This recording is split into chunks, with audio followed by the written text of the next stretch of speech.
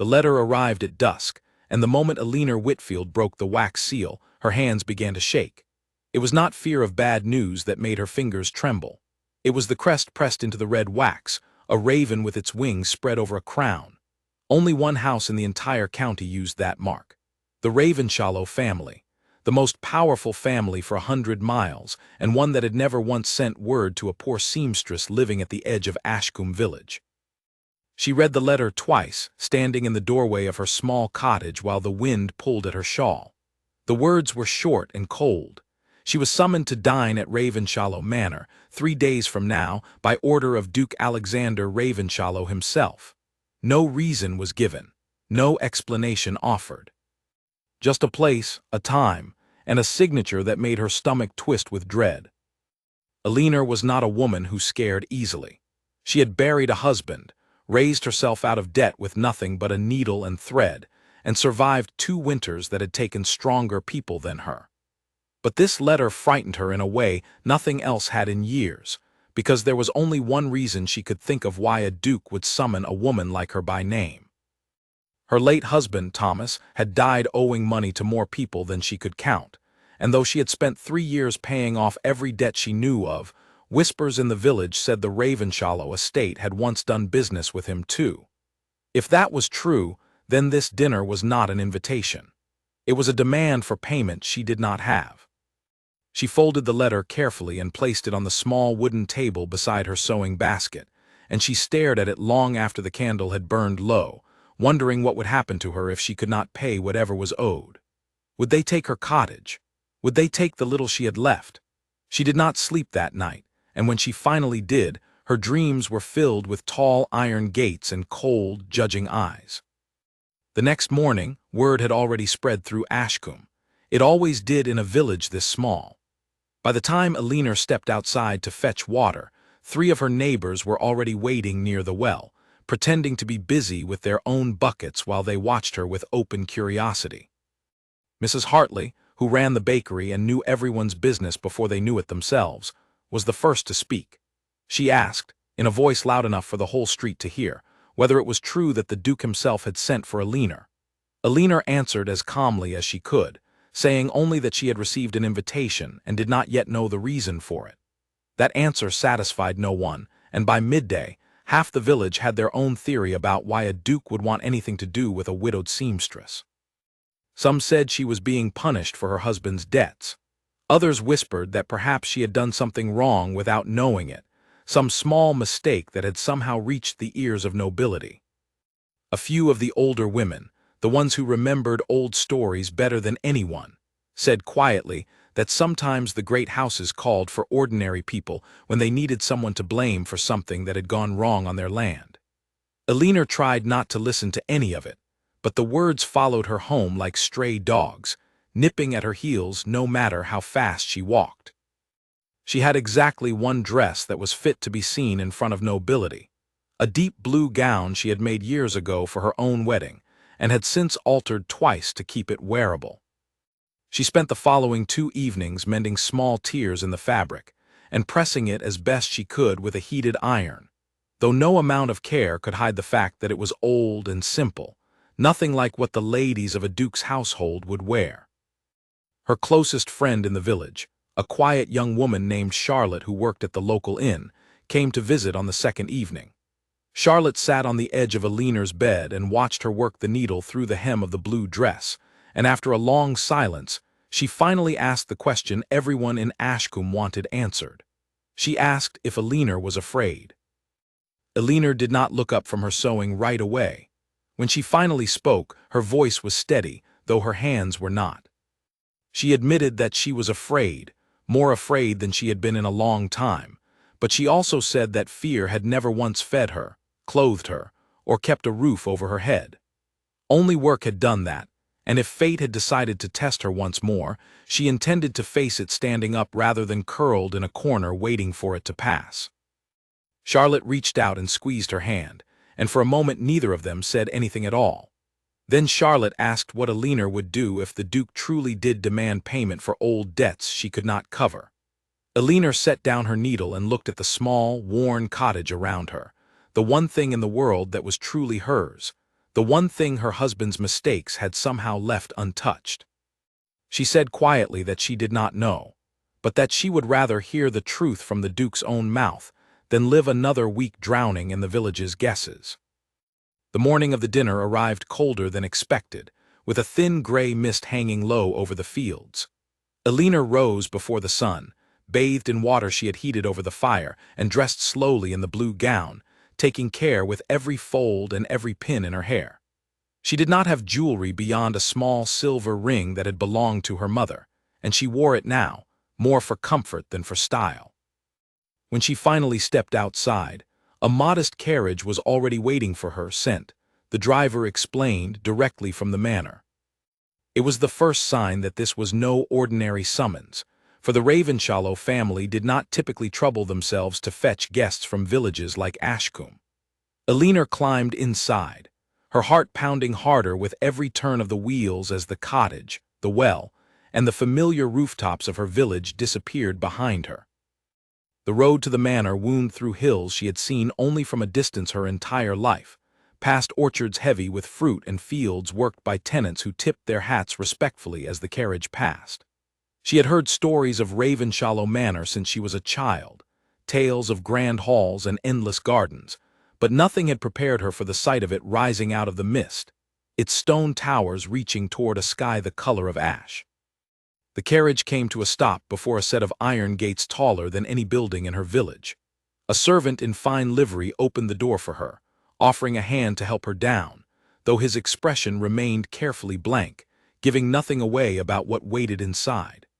Alina thanked him quietly and stepped down onto the gravel path, feeling suddenly very small beneath the shadow of the manor's towering walls.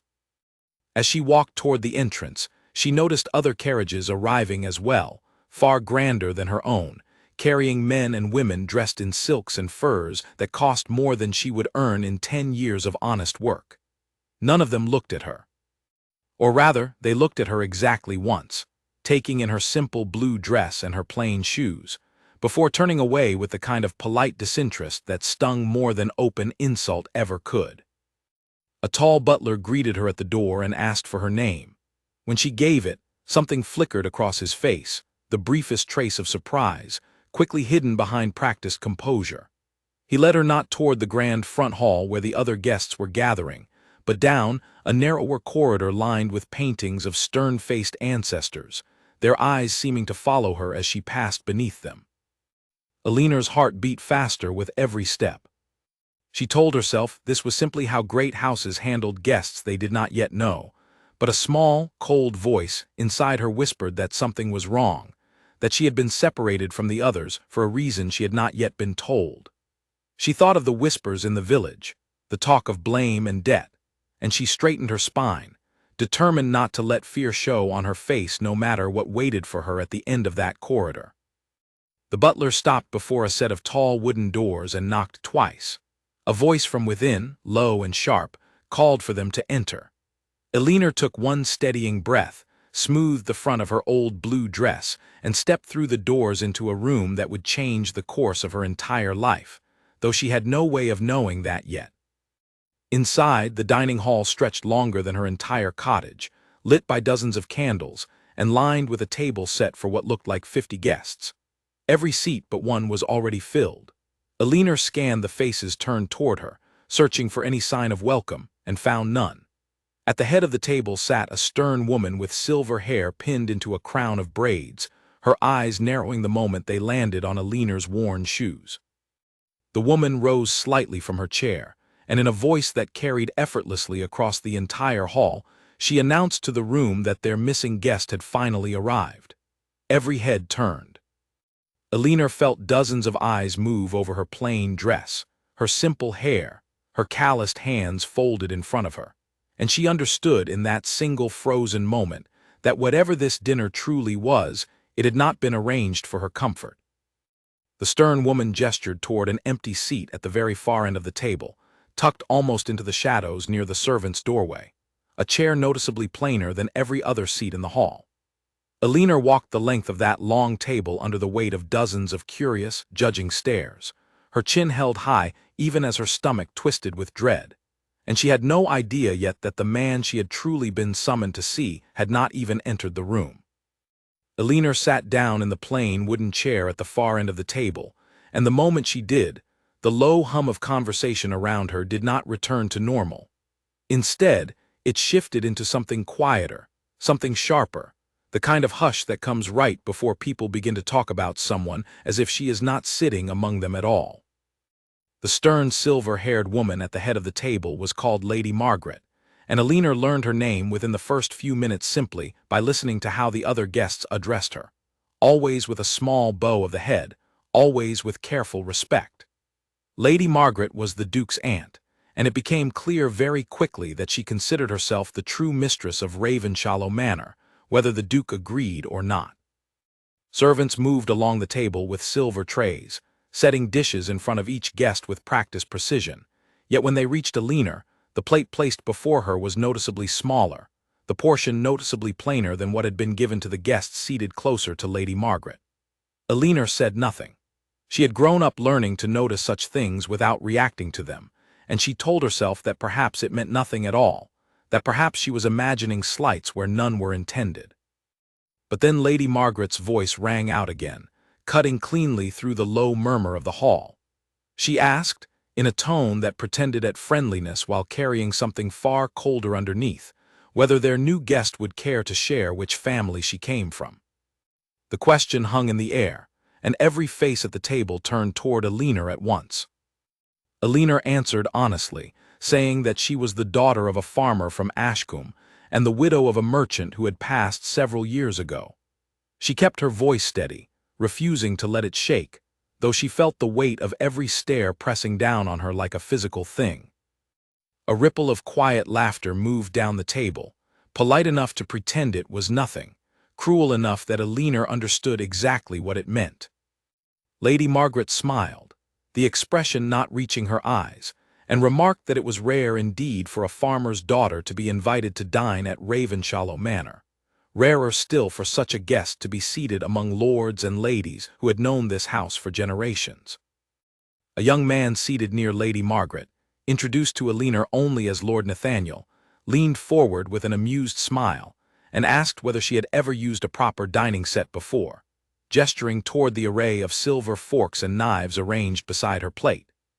Elinor's cheeks burned, but she picked up the correct fork without hesitation, having learned such things long ago from her mother, who had once worked as a seamstress for a wealthy household before Elinor was born.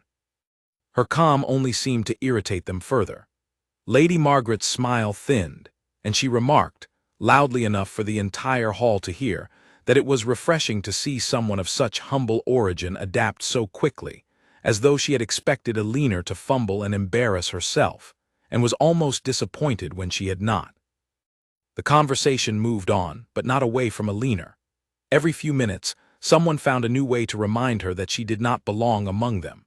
A lady across the table asked whether her dress had been borrowed from an employer, since surely a common seamstress could not afford silk of even modest quality. Elinor explained calmly that she had sewn the dress herself, years ago, for her own wedding, and that she had maintained it with care ever since. This answer, rather than earning any respect, seemed only to amuse them further. Lord Nathaniel remarked that it explained the slightly outdated cut of the sleeves, and several guests laughed again, the sound sharp and bright, and utterly without warmth. Elinor kept her eyes on her plate, focusing on breathing evenly, telling herself silently that these people's opinions could not take away anything she had actually earned in her life. It was during the second course, as servants brought out a rich soup that smelled of herbs Elinor did not recognize, that the true cruelty of the evening began in earnest. A young lord seated 2 places down, reaching for his own glass, allowed his elbow to strike the edge of the table hard enough to send a splash of red wine across the white cloth, landing directly beside Elinor's plate and staining the sleeve of her old blue dress. The apology that followed was so quick and so smooth that Elinor understood at once it had not been an accident at all. The young lord expressed his deepest regret in a tone that barely concealed his amusement, while Lady Margaret watched the entire scene with an expression of polite concern that did nothing to hide the satisfaction underneath it. Several guests exchanged glances and small smiles, and Alina realized with a cold clarity that this entire dinner had been arranged for exactly this purpose. She had not been invited as a guest. She had been invited as entertainment. She dabbed at the wine stain with her napkin, her hands trembling now not from fear but from something closer to anger, though she kept her expression carefully composed. She had survived worse than mocking words from strangers who had never once gone hungry or buried someone they loved. She reminded herself of every hard winter she had endured, every debt she had paid alone, every night she had gone without so that others would not have to know how little she truly had. These people, with all their silk and silver, could not understand what real hardship looked like, and she refused to let them see her break. Lady Margaret, apparently unsatisfied that her earlier questions had failed to fully humiliate her guest, tried once more. She asked Alina, in a voice sweetened with false kindness, how a woman of her background had even come to receive an invitation to Ravenshallow Manor at all, since surely such an honor was usually reserved for families of proper standing. The question was clearly meant to corner her, to force her to admit either ignorance or embarrassment, but Alina answered simply that she did not know the reason herself, and that she had come only because the invitation had specifically requested her presence by name. This answer seemed to catch Lady Margaret slightly off guard, a flicker of genuine confusion crossing her face before she quickly smoothed it away, though Alina noticed it and filed it away as strange. The teasing continued through the third course, growing bolder as the guests seemed to sense that Alina would not fight back, that she would simply endure whatever was thrown at her. A lady across the table made a comment about the roughness of Alina's hands, wondering aloud whether needlework left permanent marks, and several guests laughed as though this were the wittiest joke they had heard in months. Alina felt something inside her chest tighten with every laugh, every whispered comment, every carefully aimed insult disguised as polite conversation. She thought of Charlotte back in the village, of the small cottage that was hers alone, of the years she had spent rebuilding her life from nothing after her husband's death, and she wondered, not for the first time that evening, whether she should simply rise from her chair and leave, letting these people mock an empty seat instead of her. But something kept her rooted in place, a stubborn thread of pride that refused to let her run from a room full of people who had never once faced true hardship. She had survived worse than laughter. She would survive this too. It was near the end of the third course that Lady Margaret, apparently growing bored with subtlety, decided to address the entire table directly. She rose slightly from her seat, tapping her glass gently with a small silver spoon to draw everyone's attention, and announced, in a voice loud enough to carry to every corner of the hall, that she believed their humble guest deserved a proper welcome to Ravenshallow Manor, one that would help her understand exactly where she stood among such distinguished company. Alina's stomach dropped.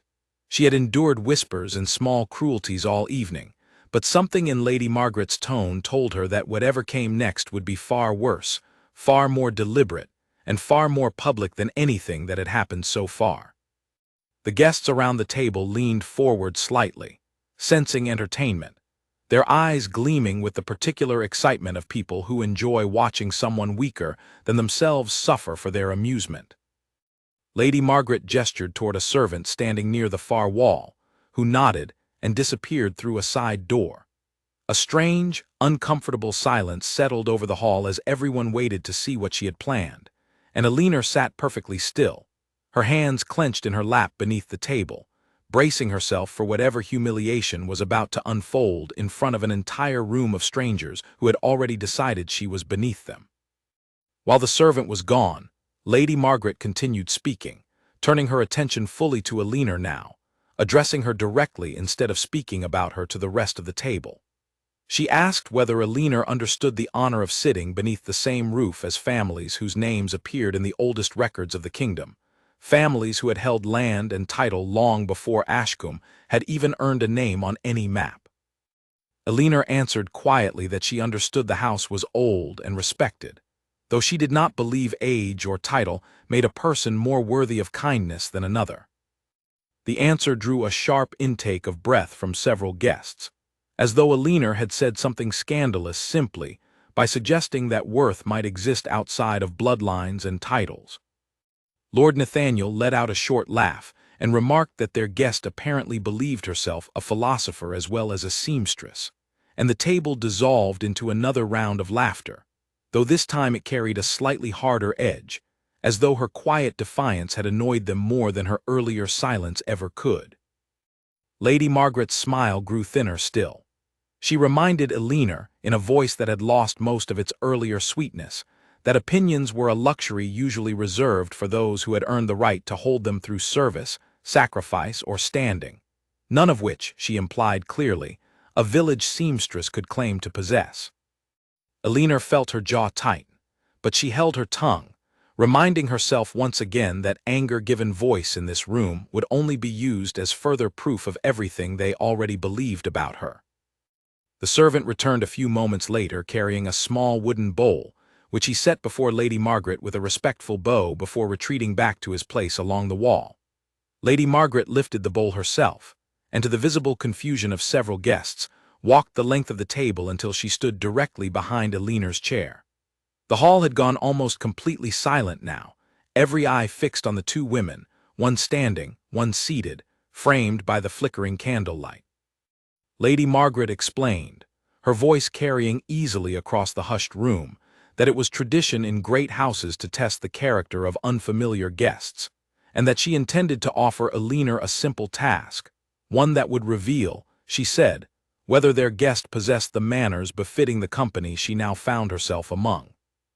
She set the wooden bowl down in front of Eleanor, and Eleanor saw, with a sinking feeling, that it contained nothing more than plain, unseasoned porridge, the kind of food given to servants or to children being punished, nothing at all like the rich dishes still steaming on the table before every other guest.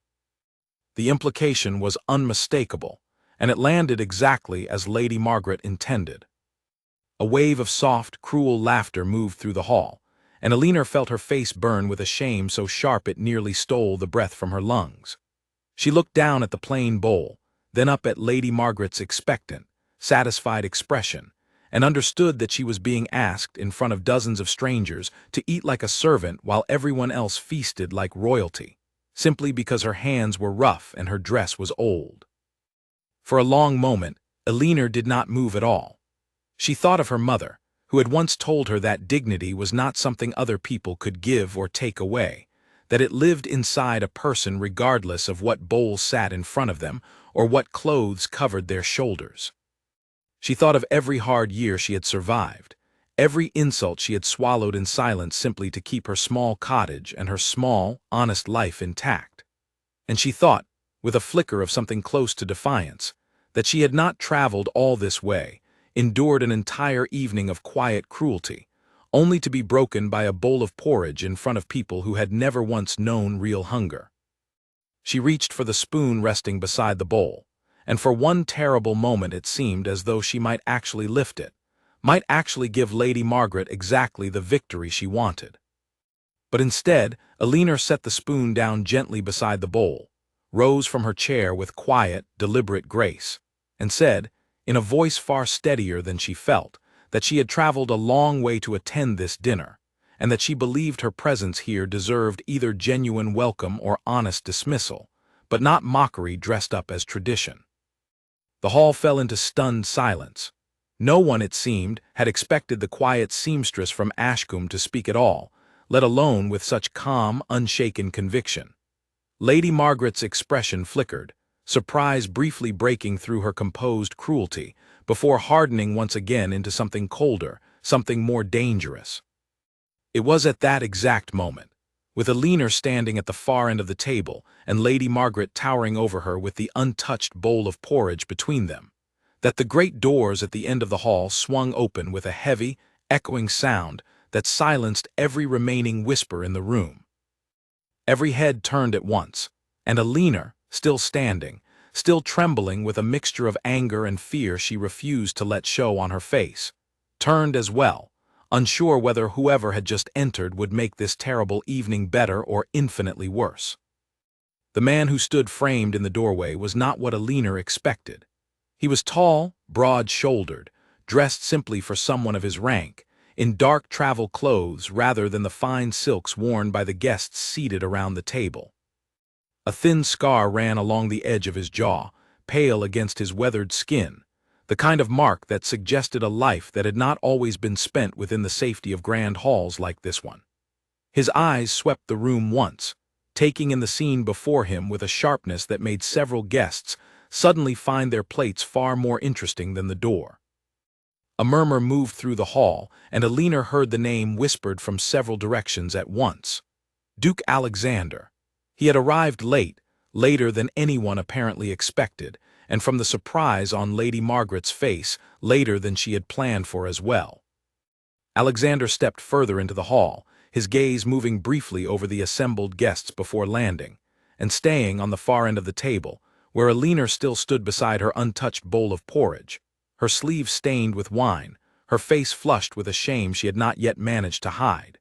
His expression shifted, something unreadable passing across his features, and for one long, uncomfortable moment, the entire hall seemed to hold its breath, waiting to see what their duke would do. He apologized for his lateness in a voice that carried easily across the silent room,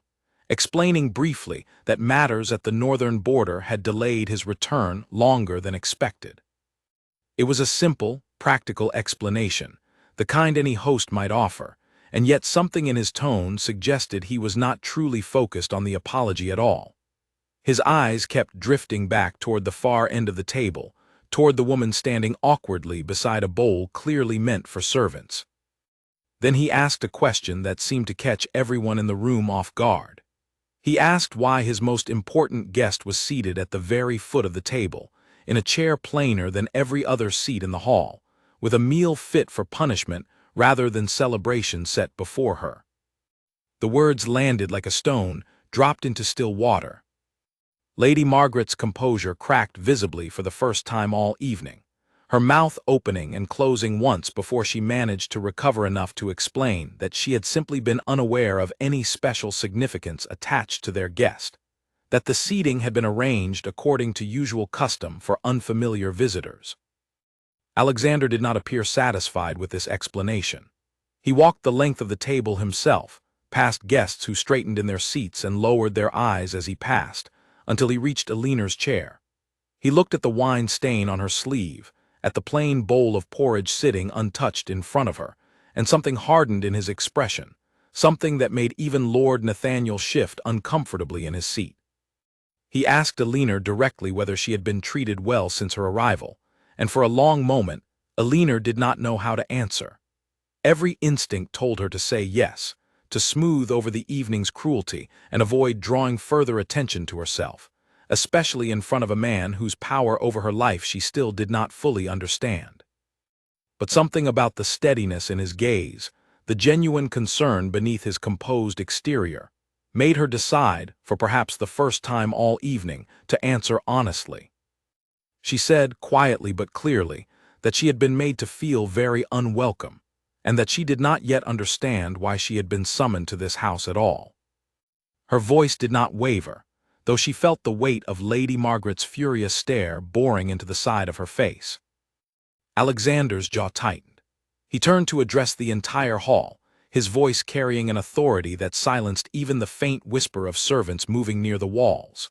He announced that this woman had not been brought to Ravenshallow Manor to be mocked or humiliated, that she was, in fact, the reason he had returned from the northern border earlier than planned, and that whatever had occurred at this table tonight before his arrival would not be forgotten. A ripple of nervous glances passed among the guests.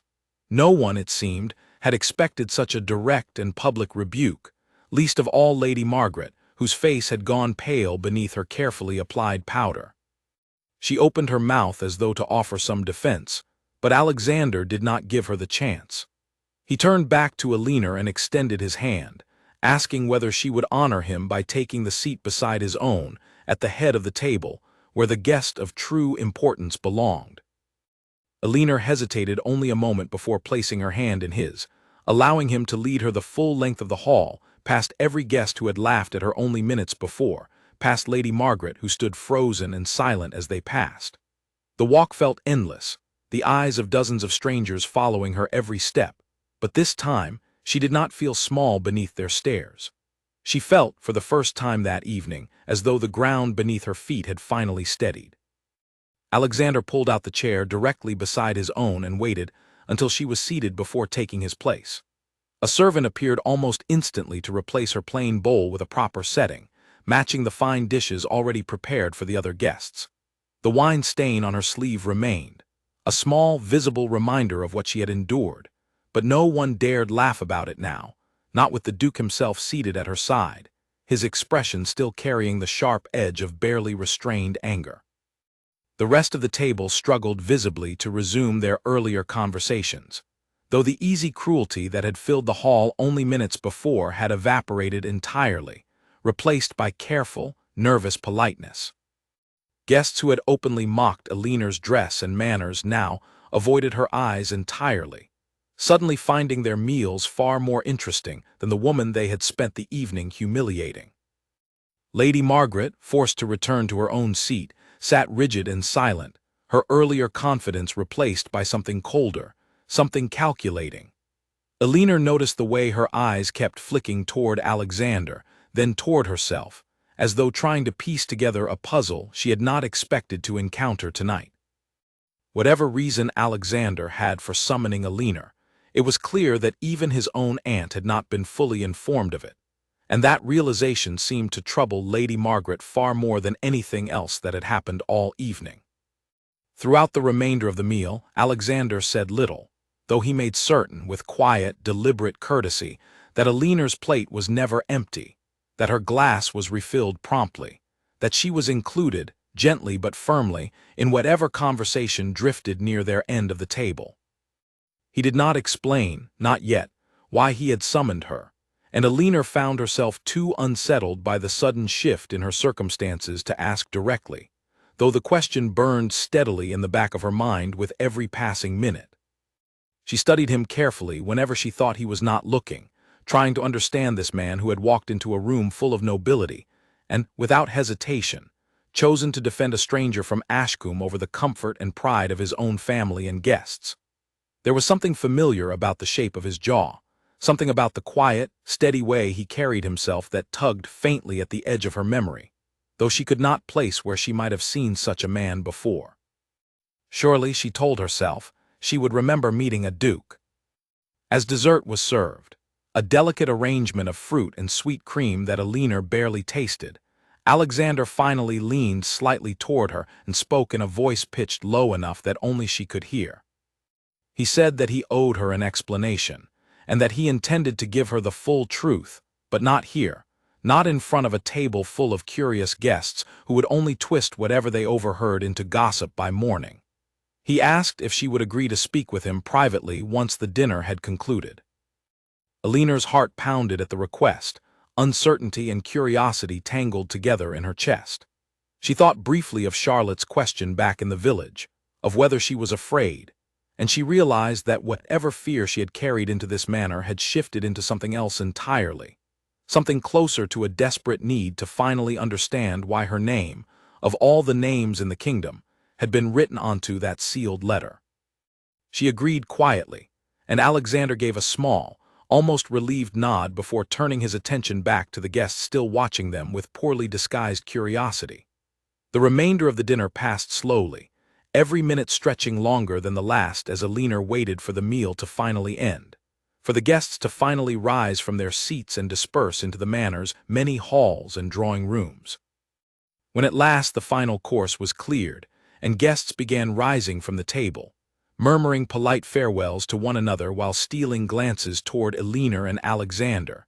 Lady Margaret approached them both with a tight, controlled smile firmly back in place. She addressed Alexander directly, asking, in a voice that pretended at casual interest, whether their guest would be staying at the manor overnight, or whether a carriage should be arranged to return her to Ashcombe.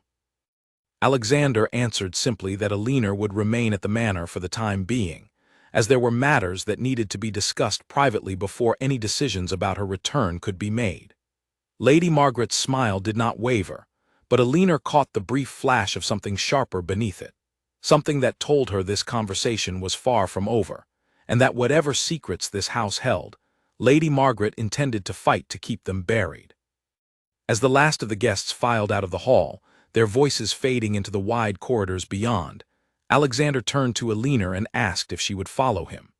She rose from her chair, smoothing the front of her stained blue dress out of habit, and followed him out through a side door, away from the dining hall, away from the curious eyes of nobility, toward whatever truth had waited 15 years to finally be spoken aloud. The corridor they walked was quieter than the rest of the manor, lined with fewer paintings and more simple wooden doors, and Alina sensed that they were moving toward a more private part of the house, away from the grandeur meant to impress guests, and closer to the rooms where the Duke himself actually lived.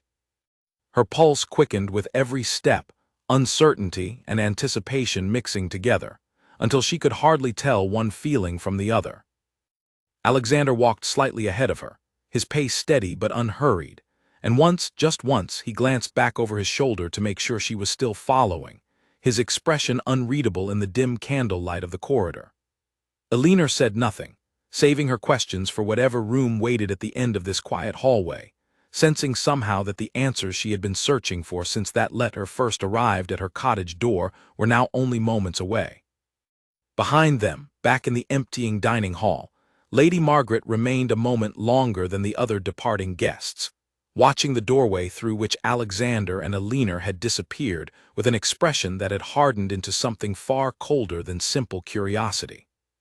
She called quietly for one of the senior servants, a thin, nervous man named Edmund who had served the household for nearly 20 years, and asked him, in a low voice meant only for his ears, whether he knew anything about a woman from Ashcombe named Alina Whitfield.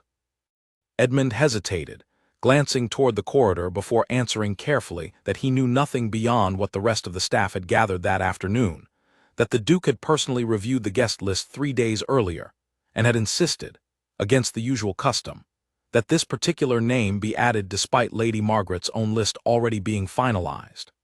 Lady Margaret's expression tightened further at this information, and she asked whether the Duke had given any explanation for the addition. Edmund shook his head, admitting that the Duke had offered no explanation at all, only a firm instruction that the invitation be sent that same evening, sealed and dispatched by his own hand rather than through the usual household clerk. This detail troubled Lady Margaret more than she let show on her face. In all her years managing the affairs of Ravenshallow Manor, she had never known her nephew to handle something as minor as a guest invitation personally, especially not for someone entirely unknown to the family. A farmer's daughter from a village most of the guests at dinner had never even heard of before tonight. She thanked Edmund curtly and dismissed him, then stood alone in the now empty hall for several long minutes, turning the mystery over in her mind, searching for any memory, any old conversation, any forgotten detail that might explain why her nephew had gone to such unusual lengths for a woman so far beneath their station.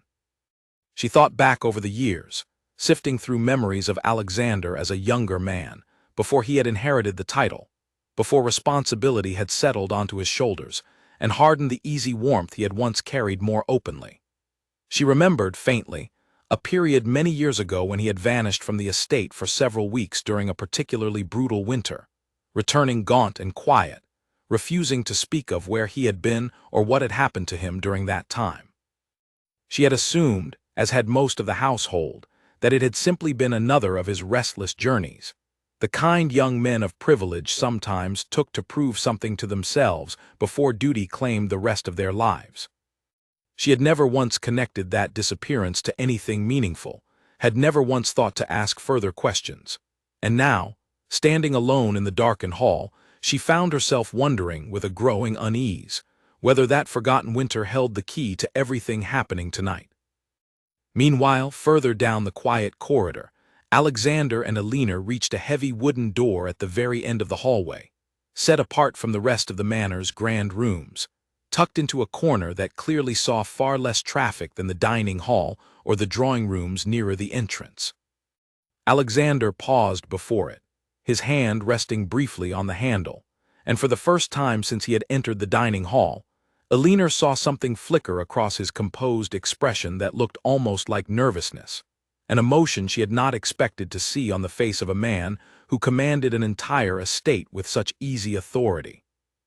He glanced at her once more, as though weighing whether to speak before entering, then seemed to decide against it, pushing the door open instead and stepping aside to let her enter first. The room beyond was smaller than Alina expected, a private study lined with shelves of worn books and lit by a single fire crackling low in the hearth, far more modest than anything else she had seen in the grand manor so far. It felt oddly like the one room in the entire house that actually belonged to a real person rather than to the idea of nobility itself, and Alina felt some of the tension in her shoulders ease slightly simply from stepping inside it. Alexander closed the door behind them both, the soft click of the latch sounding unusually loud in the quiet room, and for a long moment neither of them spoke. Alina stood near the center of the study, uncertain where to look, uncertain what to say, while Alexander moved toward a small wooden desk near the fire, his fingers brushing briefly over a locked drawer set into its side before he finally turned to face her fully, his expression carrying the weight of something he had clearly been preparing to say for a very long time. Alexander unlocked the small drawer set into the side of his desk and withdrew a bundle of old, yellowed letters tied together with a thin strip of faded ribbon, along with a small silver locket that had clearly seen better days, its surface worn smooth in places where it had been held and turned over countless times. He set both items gently on the desk between them, then gestured for Alina to take the single chair positioned near the fire. She sat slowly, her eyes fixed on the bundle of letters, curiosity beginning to overpower the lingering unease she had carried since first receiving the invitation 3 days ago. Alexander remained standing, one hand resting on the back of the chair opposite her, and for a long moment he simply looked at her, as though trying to find the right place to begin a story he had clearly carried inside himself for a very long time. He finally spoke, his voice quieter now than it had been in the dining hall, stripped of the authority he had used to silence Lady Margaret and the assembled guests. He asked whether the name Ashcombe held any particular memory for her involving a stranger, a soldier, someone she and her father might have helped many years ago during a harsh winter storm. Alina's brow furrowed, confusion evident on her face as she searched her memory. Then slowly something began to surface, a memory buried so deep beneath years of hardship and loss that she had almost forgotten it entirely. She remembered a night, 15 years ago now, when she had been little more than a girl herself, living with her father on the small farm just outside Ashcombe before either of them had moved into the village proper. She remembered a terrible storm that winter, one of the worst anyone in the region could recall, and her father finding a man collapsed near the edge of their property, half buried in snow, feverish and barely breathing, his clothes torn and his belongings, whatever he might have carried, entirely gone. She remembered helping her father carry him inside, remembered the weeks that followed nursing him back to health with what little medicine and food they had, remembered how he had refused to speak much about himself, offering only a first name and little else about where he had come from or where he intended to go once he recovered. Alexander watched her face carefully as the memory returned to her, and when she finally looked up at him, something in his expression confirmed what she had already begun to suspect but could not quite believe. She asked, her voice barely above a whisper, whether he was the man from that winter, the soldier her father had taken in. He nodded slowly, and something in his composed features softened into an expression far more vulnerable than anything Alina had seen from him all evening. He confirmed that he had been that soldier, though at the time neither she nor her father had known his true identity. He had been traveling under a false name, deliberately avoiding any mention of his family or title, having left Ravenshallow Manor weeks earlier following a violent disagreement with his own father over matters of inheritance and duty that he did not wish to burden her with in detail. He explained that he had been ambushed on the road not far from Ashcombe, robbed of everything he carried, including the papers that identified him, and left for dead in weather that would have killed most men within hours. He had wandered, half-conscious and freezing, until his legs simply gave out beneath him near the edge of a farm he did not recognize, belonging to people he had never met. Alina sat in stunned silence, memories flooding back with sudden, vivid clarity now that she understood the true weight behind them. She remembered her father's insistence that they help the stranger regardless of the risk, remembered nursing him through fevers that left him delirious and shaking, remembered the quiet gratitude in his eyes, once he finally regained enough strength to sit up and speak clearly again. Though he had told them almost nothing true about himself during the entire 3 weeks he stayed beneath their roof. She asked why he had never told them who he truly was, and Alexander explained that at the time, he had been running from the very identity that now defined his entire life. His father, the previous duke, had been a harsh and demanding man, and Alexander had spent years feeling suffocated beneath the weight of expectations he had not chosen for himself. When her father found him in that snowbank, wearing nothing that marked him as nobility, he had seen, for the first time in years, an opportunity to simply exist as an ordinary man, cared for not because of his title, but because 2 strangers had looked at a suffering man and chosen kindness without asking anything in return. He told her that those 3 weeks in her father's farmhouse had been among the only truly peaceful weeks of his entire life, free from the pressures and politics that had defined everything before and after. He remembered the small kindnesses so clearly even now, the way her father had shared what little food they had without complaint, the way she herself, then barely more than a girl, had sat beside his bed through the worst of his fever, pressing cool cloths to his forehead and speaking softly to keep him calm through the delirium. Alina felt tears gathering at the corners of her eyes as the memories sharpened further, details she had not thought of in years suddenly returning with startling clarity. She remembered the morning she had woken to find him gone, his bed empty, no note left behind explaining his departure, only a small carved wooden bird he had made during his recovery, left on the table as the only sign that he had ever been there at all. She asked, her voice tight with old, unexpected emotion, why he had left so suddenly, without even a proper goodbye.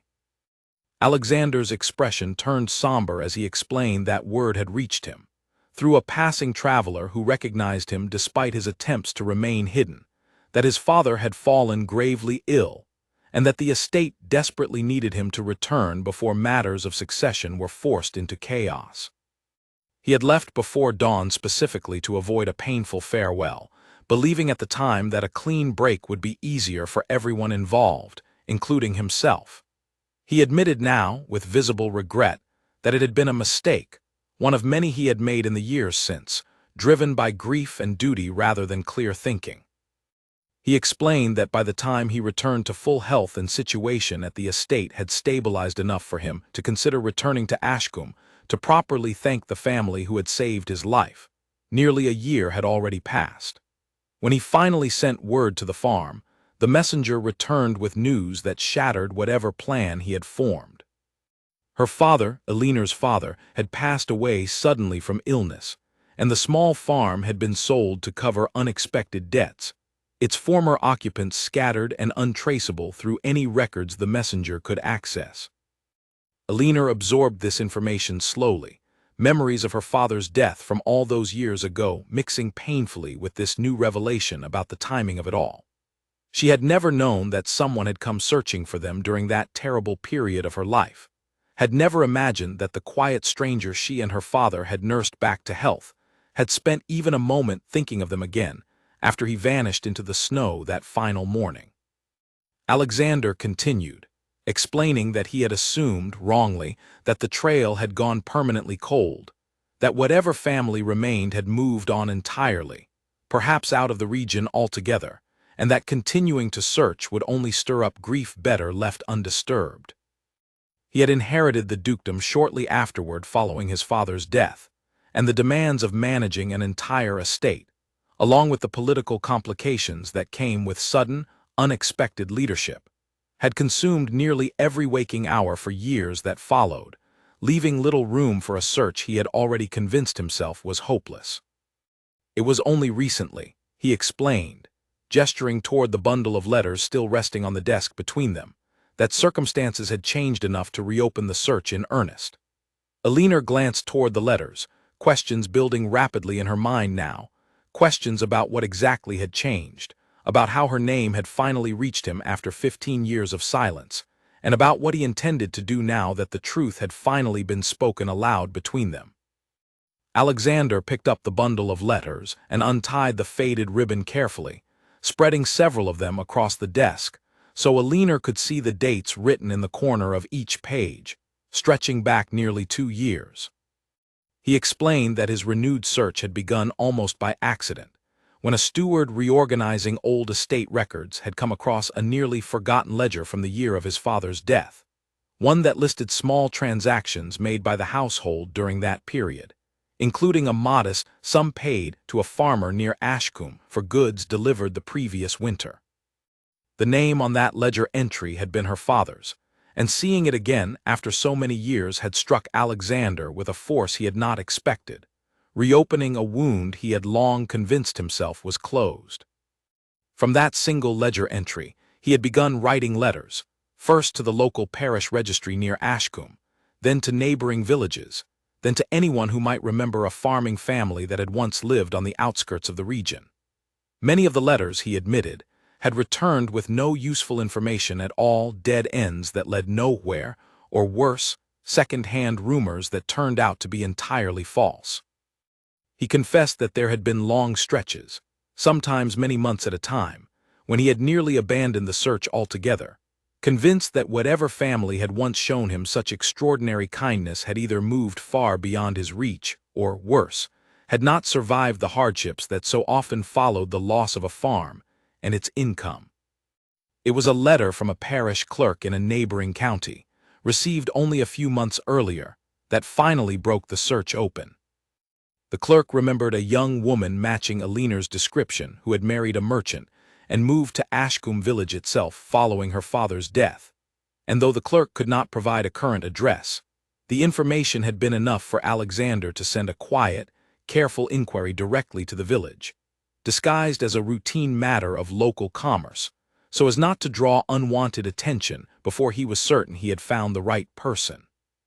He explained that once he received confirmation, quiet and unofficial though it was, that a widow named Alina Whitfield did indeed live in Ashcombe and matched every detail he remembered from that winter 15 years ago.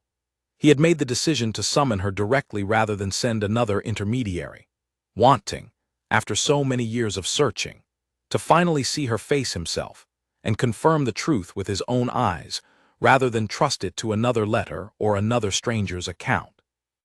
Alina listened to all of this in silence, turning the small silver locket over in her fingers where it had come to rest in her palm at some point during his explanation, though she could not quite recall picking it up. She asked quietly what the locket contained, and Alexander explained that it held a small portrait of his mother, the one possession he had managed to keep hidden from the men who robbed him on the road that winter, tucked inside his boot rather than his coat, which was why it had survived when nothing else had. He told her that he had shown it to her once, all those years ago, during one of the long nights when fever kept him awake, and she had sat beside his bed to keep him calm, and that she had asked him gently about the woman pictured inside, though he had given her only a vague, evasive answer at the time rather than the truth. Alina remembered the locket now, faintly, remembered asking about the woman with kind eyes pictured inside its small oval frame, remembered the stranger's guarded, careful answer that had told her nothing real about who he truly was. She looked up at Alexander, questions still swirling in her mind faster than she could organize them into words, and she asked, finally, the question that mattered most to her in that moment. She asked what he intended to do now that he had found her, now that the truth of that long-ago winter had finally been spoken between them after 15 years of silence and separation.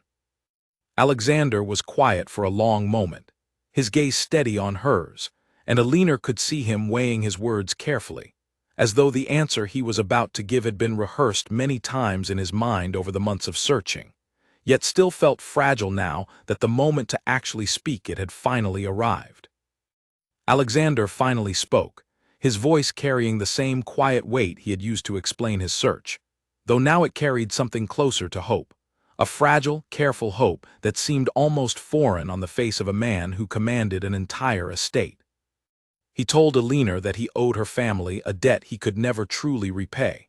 Not in coin, not in property, not in any measure that could balance against the simple fact that she and her father had saved his life, when they had absolutely nothing to gain from doing so. When he had appeared to them as nothing more than a dying stranger with no name, and no worth beyond the burden of caring for him. He explained that he intended to offer her a cottage on the Ravenshallow estate, fully furnished, along with a modest but comfortable income for the remainder of her life, enough that she would never again need to worry about debt, about hunger, about the kind of hardship that had clearly followed her since her husband's death. He spoke of it as though it were a small thing, a simple correction of an old and overdue account, and Alina understood, even as he spoke, that in his mind this was the very least he believed he owed her. But something inside Alina resisted the offer even before he finished speaking. A familiar, stubborn pride rising up from the same place that had kept her spine straight through an entire evening of humiliation at that long dinner table. She sat quietly for a moment after he finished, gathering her thoughts carefully, because she understood that what she said next mattered not only for herself, but for the memory of her father, whose kindness 15 years ago had never once been given with any expectation of reward. She told Alexander, gently but firmly, that she could not accept his offer. She explained that when her father had carried him inside that winter night, he had not done so because he hoped for future payment, nor had she nursed him through his fever expecting that a stranger's gratitude might one day arrive wrapped in gold and property. They had helped him because it was simply the right thing to do, because no person with any conscience could have left a dying man buried in snow and walked away untouched by guilt. To accept payment now, all these years later, would transform that memory into something transactional, something it had never been meant to be. Alexander listened to her explanation with an expression that shifted slowly from surprise into something closer to genuine respect, though a trace of frustration remained visible beneath it, the frustration of a man accustomed to solving problems with resources he had in abundance, now facing a woman who refused the very solution he had spent months preparing. He argued gently that her refusal, however noble, did not change the fact that she was living in hardship, that her cottage was small and her income uncertain, and that surely accepting help from someone who genuinely wished to give it was not the same as demanding payment for an old kindness. Alina considered his words carefully before answering. She admitted that her life had not been easy since her husband's death, that debt had followed her for years, and that she had worked harder than she ever imagined possible simply to keep her small cottage intact. But she explained that this hardship, difficult as it had been, had also taught her something she valued deeply, a sense of ownership over her own survival that she was not willing to trade away, even for comfort, even for security. She had built her life back from nothing with her own 2 hands, and she feared that accepting his charity now, however well-intentioned, would quietly unravel the fragile sense of self-worth she had spent years rebuilding. A long silence settled between them after she finished speaking, broken only by the soft crackle of the fire in the hearth. Alexander studied her for a long moment, and something in his expression suggested that her refusal had moved him more deeply than her gratitude ever could have. He admitted quietly that in all the months he had spent imagining this conversation, he had never once considered that she might refuse his help entirely, and that her answer had given him a new and unexpected respect for the family that had once cared for him without asking anything in return. He asked, after a moment, whether there was anything at all she would be willing to accept from him, some smaller gesture that would allow him to honor the debt without violating the principle she clearly held so dear. Alina thought about this carefully, turning the question over in her mind, aware that outright refusing every offer might seem, even to her own ears, more stubborn than principled. She finally suggested, hesitantly, that perhaps she would be willing to stay at the manor for a few days as an honored guest, allowing him the chance to properly express his gratitude in a way that felt more personal than simple payment. and giving her the opportunity to understand more fully who this man had become in the 15 years since he had left her father's farmhouse before dawn without a proper goodbye. Alexander's face brightened slightly at this suggestion, and he agreed readily, expressing genuine gratitude that she would allow him even this small opportunity to make amends. As the conversation continued, the tension that had defined their earlier exchange slowly softened into something more comfortable, something closer to the easy conversation two people might share after finally clearing away years of misunderstanding. Alexander asked about her life since that winter, curious despite himself about the years he had missed, and Alina found herself speaking more openly than she expected, describing her father's final years, her marriage to a merchant named Thomas who had seemed kind at first but had left her with more debt than affection by the time he passed, and the slow, difficult process of rebuilding her life afterward through nothing but her skill with a needle and thread. Alexander listened intently, asking careful questions rather than offering the kind of hollow sympathy she had grown weary of receiving from others in the village.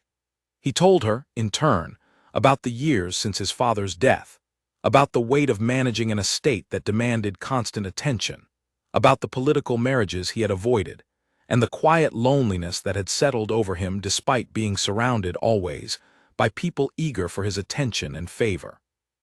He admitted, with a rare kind of honesty that surprised even himself, that the 3 weeks he had spent recovering in her father's farmhouse remained, even now, some of the only weeks of his adult life where he had felt truly seen as a person rather than as a title.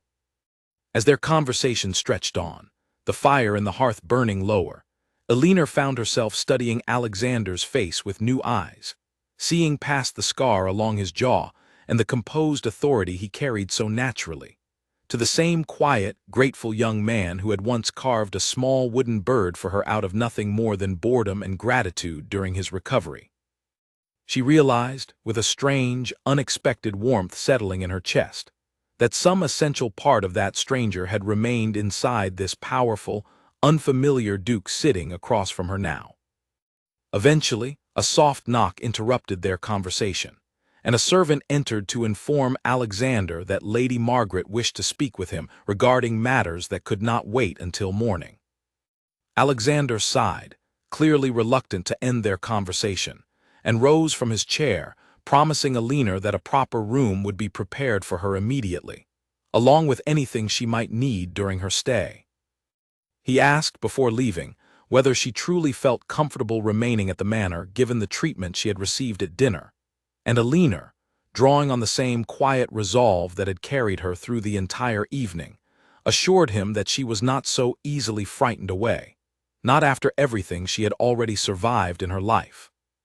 Alexander smiled at this, a genuine smile that softened the composed authority he carried so naturally, and for a brief moment, Alina caught a glimpse of the young soldier she remembered from 15 years ago, buried somewhere beneath the responsibilities and expectations that had reshaped him since. He excused himself to attend to whatever matter Lady Margaret considered urgent enough to interrupt them, leaving Alina alone in the quiet study with the fire slowly dying in the hearth, and the bundle of old letters still spread across the desk, physical proof of a search that had spanned years, and finally, tonight, come to its unexpected end. She sat alone for several minutes after he left, processing everything that had happened since she stepped through those tall iron gates only hours earlier, arriving as a frightened widow expecting punishment for debts she did not owe, and finding instead a truth she never could have imagined, one that connected her entire past to a man who now controlled one of the most powerful estates in the kingdom. She wondered, with a flicker of unease she could not quite suppress, what exactly Lady Margaret wanted to discuss so urgently, and whether it had anything to do with the stunned, careful way the older woman had watched Alexander lead her from the dining hall earlier that evening. A young maid arrived shortly afterward to guide Alina to a guest room on the eastern side of the manor, apologizing softly for the delay while explaining that the room had not originally been prepared, since no one below Lady Margaret's authority had known a guest of Alina's standing would require lodging for the night. The maid, whose name was Grace, seemed genuinely warm in a way none of the dinner guests had been, and Alina found herself grateful for even this small kindness after an evening filled with so much quiet cruelty. The room itself was larger than Alina's entire cottage back in Ashcombe, furnished with a soft bed draped in fine linens, a washing basin of polished silver, and tall windows that looked out over dark gardens stretching toward the distant tree line. Grace lit a fire in the small hearth and asked whether Alina required anything else before retiring, and Alina, still slightly overwhelmed by the sheer scale of everything around her, simply thanked her and asked to be left alone for a while to gather her thoughts. Once Grace had gone, Alina sat on the edge of the grand bed and allowed herself, for the first time all evening, to fully feel the exhaustion that had been building beneath her careful composure since the moment she stepped through the manor's iron gates. She thought of her father, gone now for so many years, and wondered what he would have made of tonight's events, of the stranger he had once pulled from a snowbank returning 15 years later as one of the most powerful men in the kingdom, still carrying gratitude for a kindness her father had never once expected to be repaid.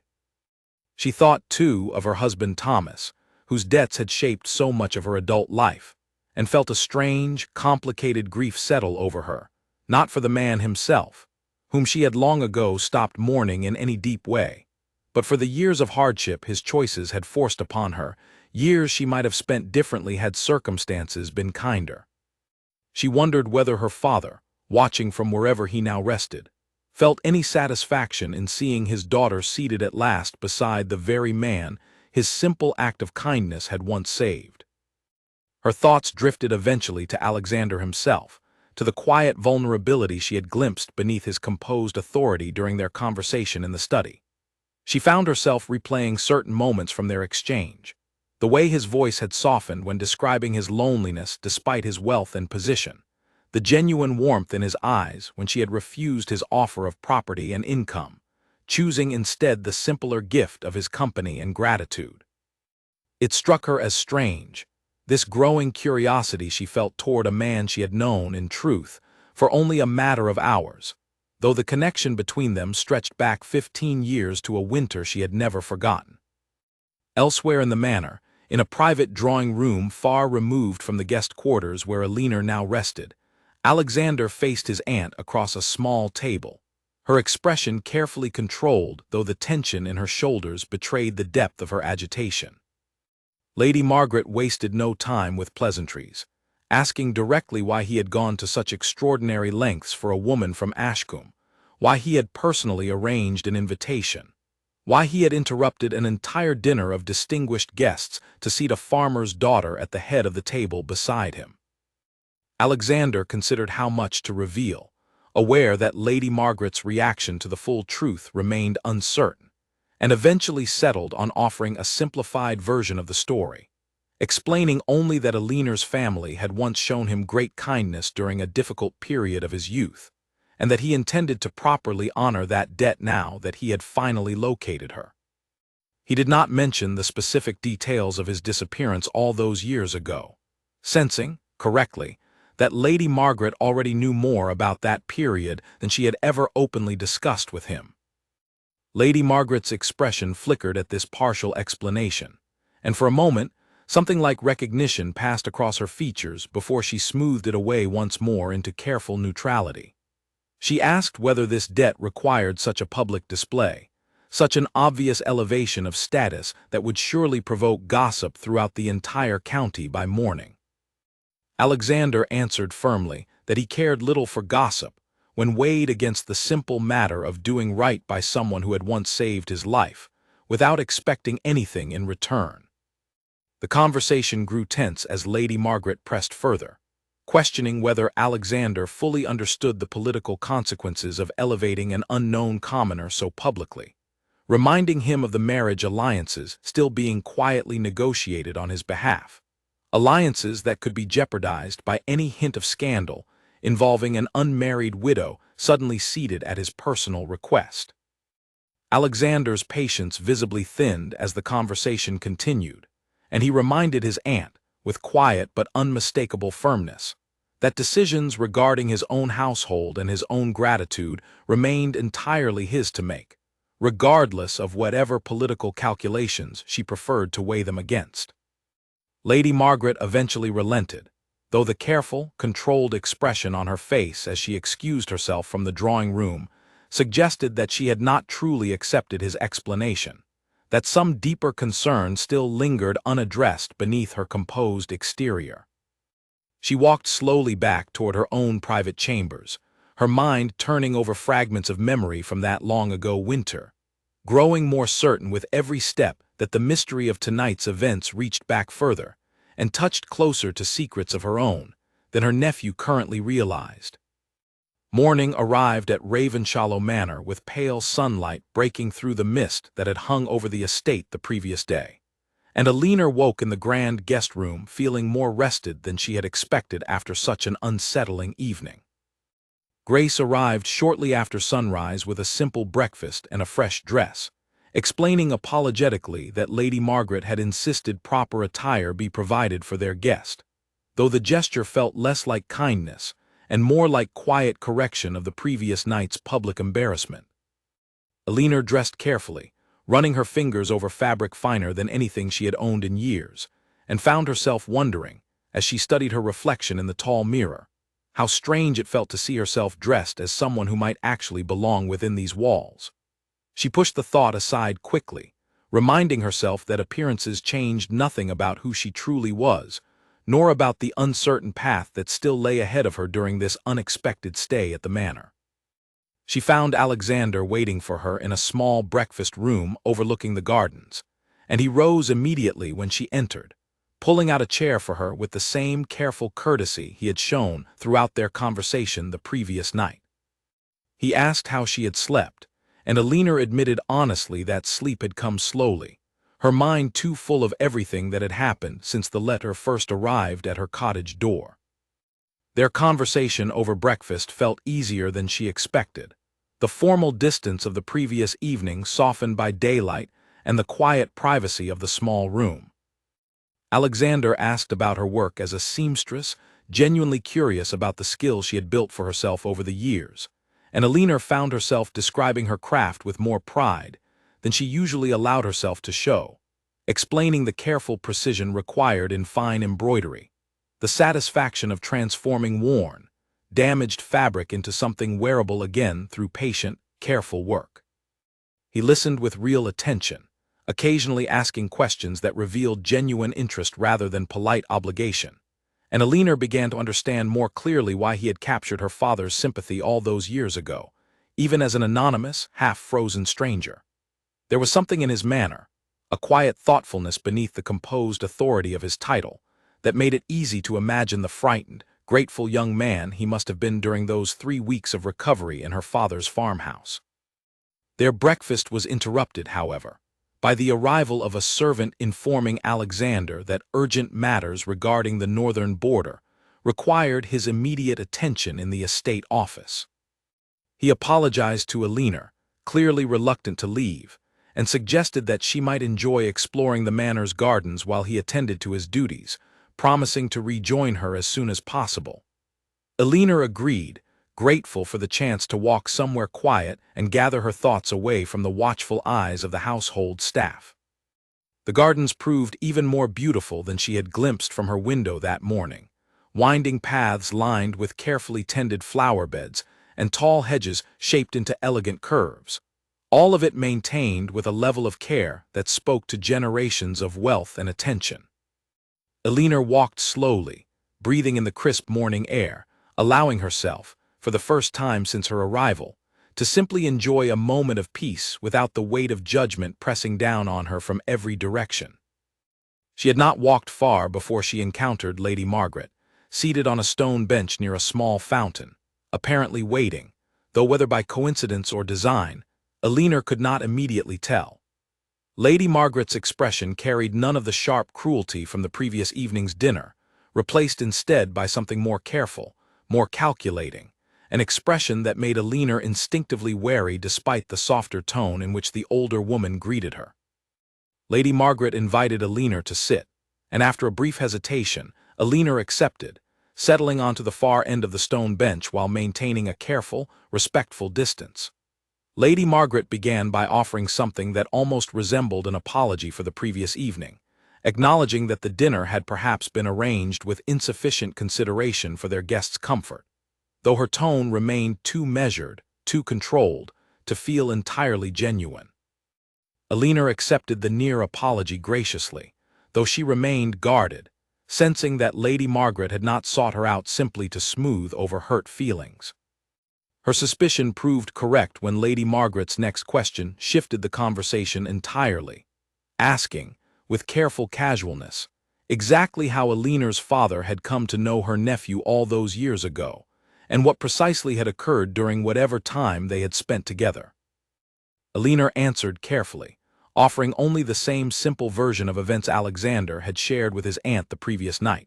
that her father had found a stranger nearly frozen during a winter storm, and had nursed him back to health without knowing his true identity. She watched Lady Margaret's face closely as she spoke, noting the way the older woman's composed expression tightened slightly at certain details, as though pieces of a puzzle were slowly clicking into place behind her careful mask.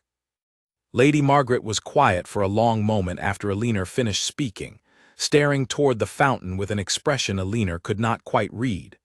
When she finally spoke again, her voice had lost some of its earlier calculation, replaced by something closer to genuine, unguarded memory. She admitted quietly that she remembered that winter clearly, remembered the weeks when Alexander had disappeared from the estate following a bitter argument with his father, remembered the fear that had gripped the entire household when search parties failed to locate any trace of him, and the quiet, desperate relief when he finally returned home gaunt and changed but alive. She confessed that she had always suspected something significant had happened to him during those missing weeks, something he had never fully explained even to those closest to him, but she had never imagined the details might involve a farming family from a village as small and unremarkable as Ashcombe. Alina listened carefully, sensing that Lady Margaret was working through some private realization of her own, one that seemed to trouble her more deeply than she was willing to fully admit aloud. Then Lady Margaret said something that made Alina's breath catch entirely. She revealed, in a voice suddenly much quieter than before, that she herself had received word, many years ago, of a farmer near Ashcombe inquiring discreetly through a local clerk about a young nobleman who might have passed through the region during that exact winter. She admitted that she had intercepted that inquiry before it ever reached Alexander, believing at the time that it was simply an opportunistic stranger hoping to claim some reward for information about the missing heir, and had dismissed it without ever mentioning it to anyone in the household. Alina stared at her, stunned, as the full weight of this revelation settled over her. Her father had tried to find Alexander, had tried to return whatever remained of his belongings or simply confirm his safe recovery, and that attempt had been deliberately buried by the very woman now sitting beside her, offering this confession with an expression that mixed guilt with something colder, something closer to self-justification. Lady Margaret explained, almost defensively, that she had believed she was protecting the family from a potential scandal or extortion attempt, that she could not have known at the time the inquiry was genuine, born of nothing more than simple gratitude and concern. Alina found herself unable to fully forgive this explanation, understanding now that her father had likely spent his final years wondering whether the stranger he had saved had survived at all, never receiving any confirmation, any acknowledgement, any closure to a story that had clearly mattered deeply to him. She asked, her voice tighter than she intended, whether Alexander knew this particular detail, whether he understood that his own aunt had quietly severed the one thread that might have reconnected him with her family years earlier than this current, painful search had finally managed. Lady Margaret's face paled slightly at the question, and she admitted, after a long hesitation, that she had not yet found the courage to share this particular piece of the story with her nephew, fearing exactly the kind of reaction Alina now displayed toward her.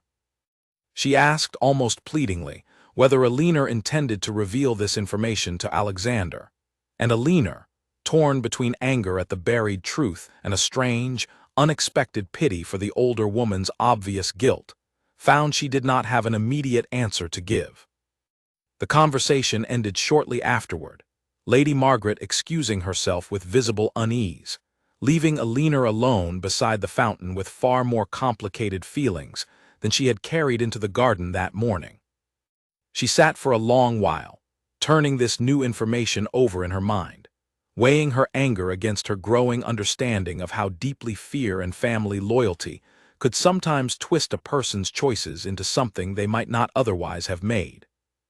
When Alexander finally rejoined her later that afternoon, his estate business concluded, Alina found herself facing a difficult decision about whether to share what she had learned, understanding that whatever she chose to say next would inevitably reshape the fragile, newly rebuilt trust growing carefully between herself and the man who owed her family a debt neither of them had yet fully settled.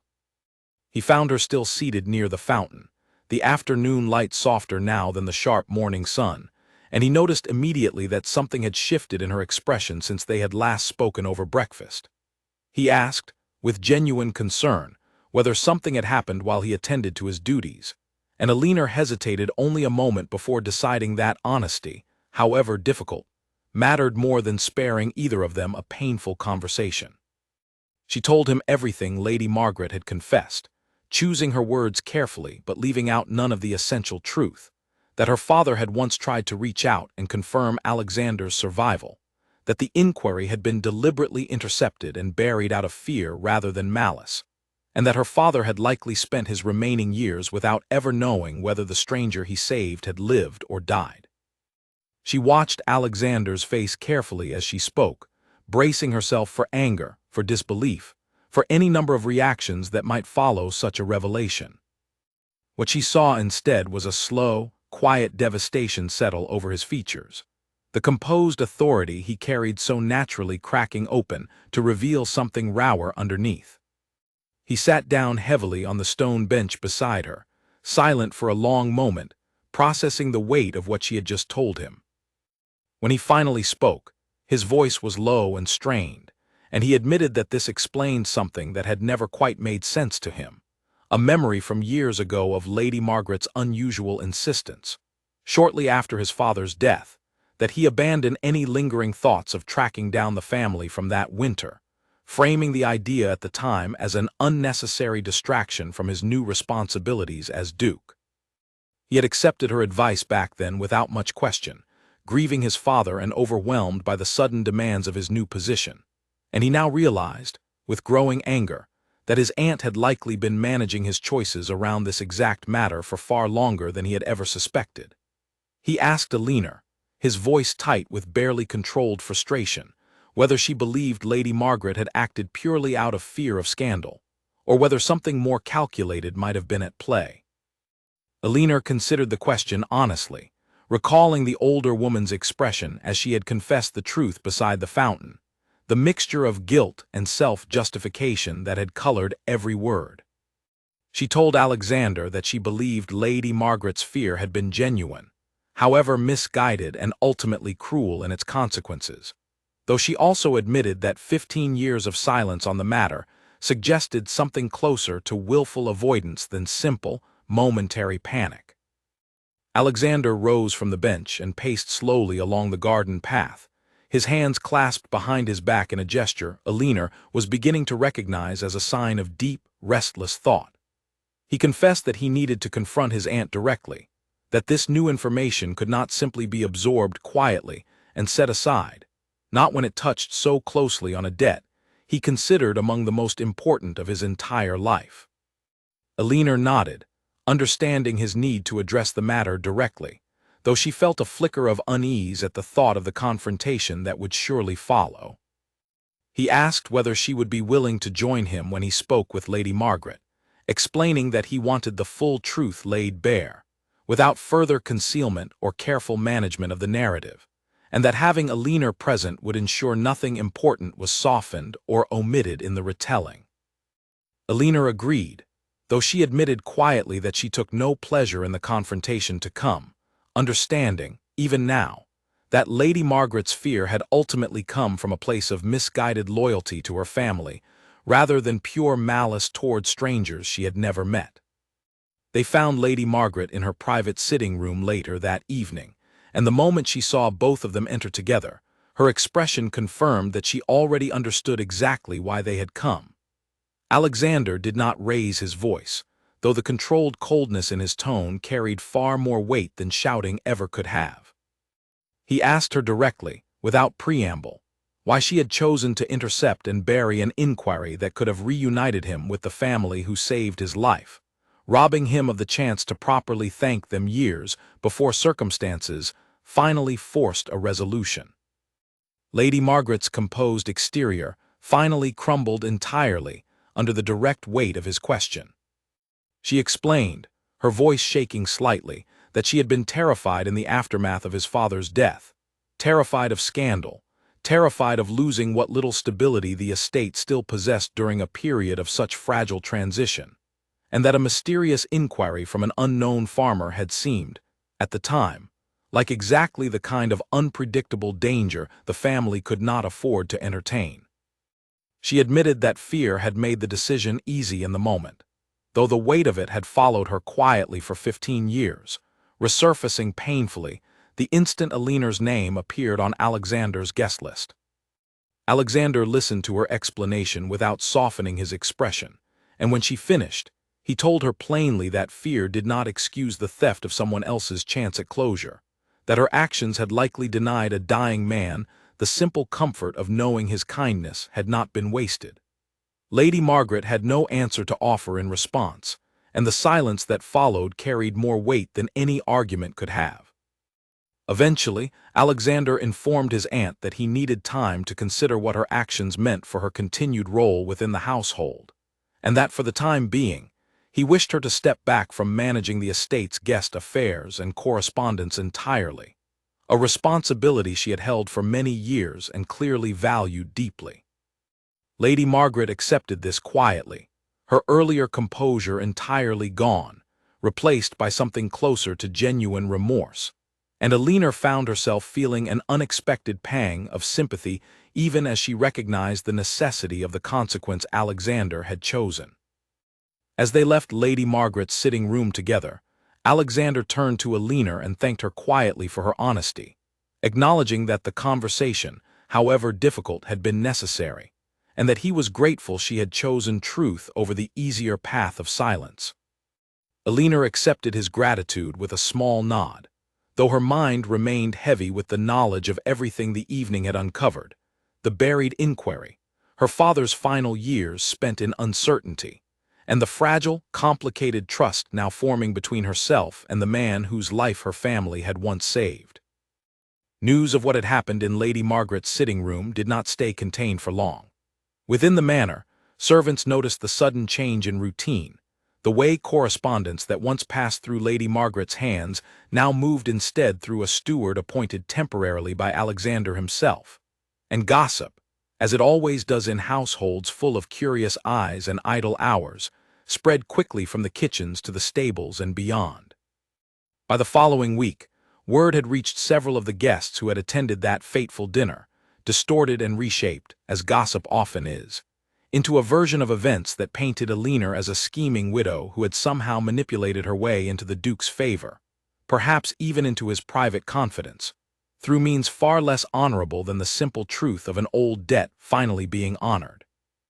Lord Nathaniel, ever eager to appear clever among his peers, was among the first to repeat this twisted version of the story at a gathering in a neighboring estate,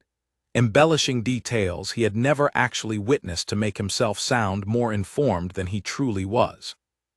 Aliner learned of these rumors through Grace, the young maid who had grown genuinely fond of her during the past week, and who felt compelled to warn her rather than let her remain unaware of the whispers circulating beyond the manor's walls. Aliner listened to Grace's account with a tightening in her chest, understanding immediately how quickly a story could be twisted when told by people who had never bothered to learn the truth in the first place, and how much damage such rumors could do to a reputation that had taken her years of honest work to rebuild. She considered, briefly, whether she should simply return to Ashcombe and let the entire matter fade quietly from memory, retreating back into the safety of obscurity rather than risk becoming the subject of scandal in circles far beyond her control. But something had shifted in her since that first humiliating dinner, some quiet strength that had grown steadily through every honest conversation with Alexander, through the discovery of her father's buried attempt to reconnect all those years ago, through the simple, hard-won knowledge that she had survived worse than gossip before and would survive it again. When she mentioned the rumors to Alexander during their evening walk through the gardens, his reaction was immediate and decisive. He explained that he had grown weary of allowing others to control narratives that concerned his own life and choices, and that he intended to address the matter directly rather than let whispered lies continue spreading unchecked through the county's social circles.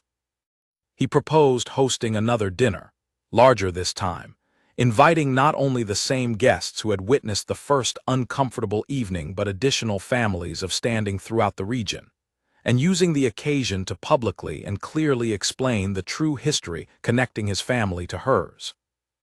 Alina felt a flicker of anxiety at the thought of facing another grand dinner, memories of the wine stain and the bowl of plain porridge still fresh enough to make her stomach tighten uncomfortably. But she also recognized the wisdom in Alexander's plan, understanding that allowing the truth to be spoken clearly and publicly would do far more to protect her reputation than quietly hoping the rumors would eventually burn themselves out. She agreed to the plan, though she asked that this time she be given some say in how the evening would unfold, rather than simply being paraded before curious guests without any control over her own presentation. Alexander agreed readily, and the following days passed in careful preparation. Alina found herself, somewhat to her own surprise, taking an active role in planning the evening, working alongside the newly appointed steward to arrange seating and menus, drawing on skills she had never expected to use again after her husband's death had ended her brief exposure to the finer details of hosting when they were first married and still hopeful for a prosperous future together. She also, with Alexander's encouragement, commissioned a new dress for the occasion, though she insisted on designing it herself and working closely with the manor's seamstresses rather than simply accepting whatever finery might have been purchased for her. The evening of the second dinner arrived with far less dread weighing on Alina than the first.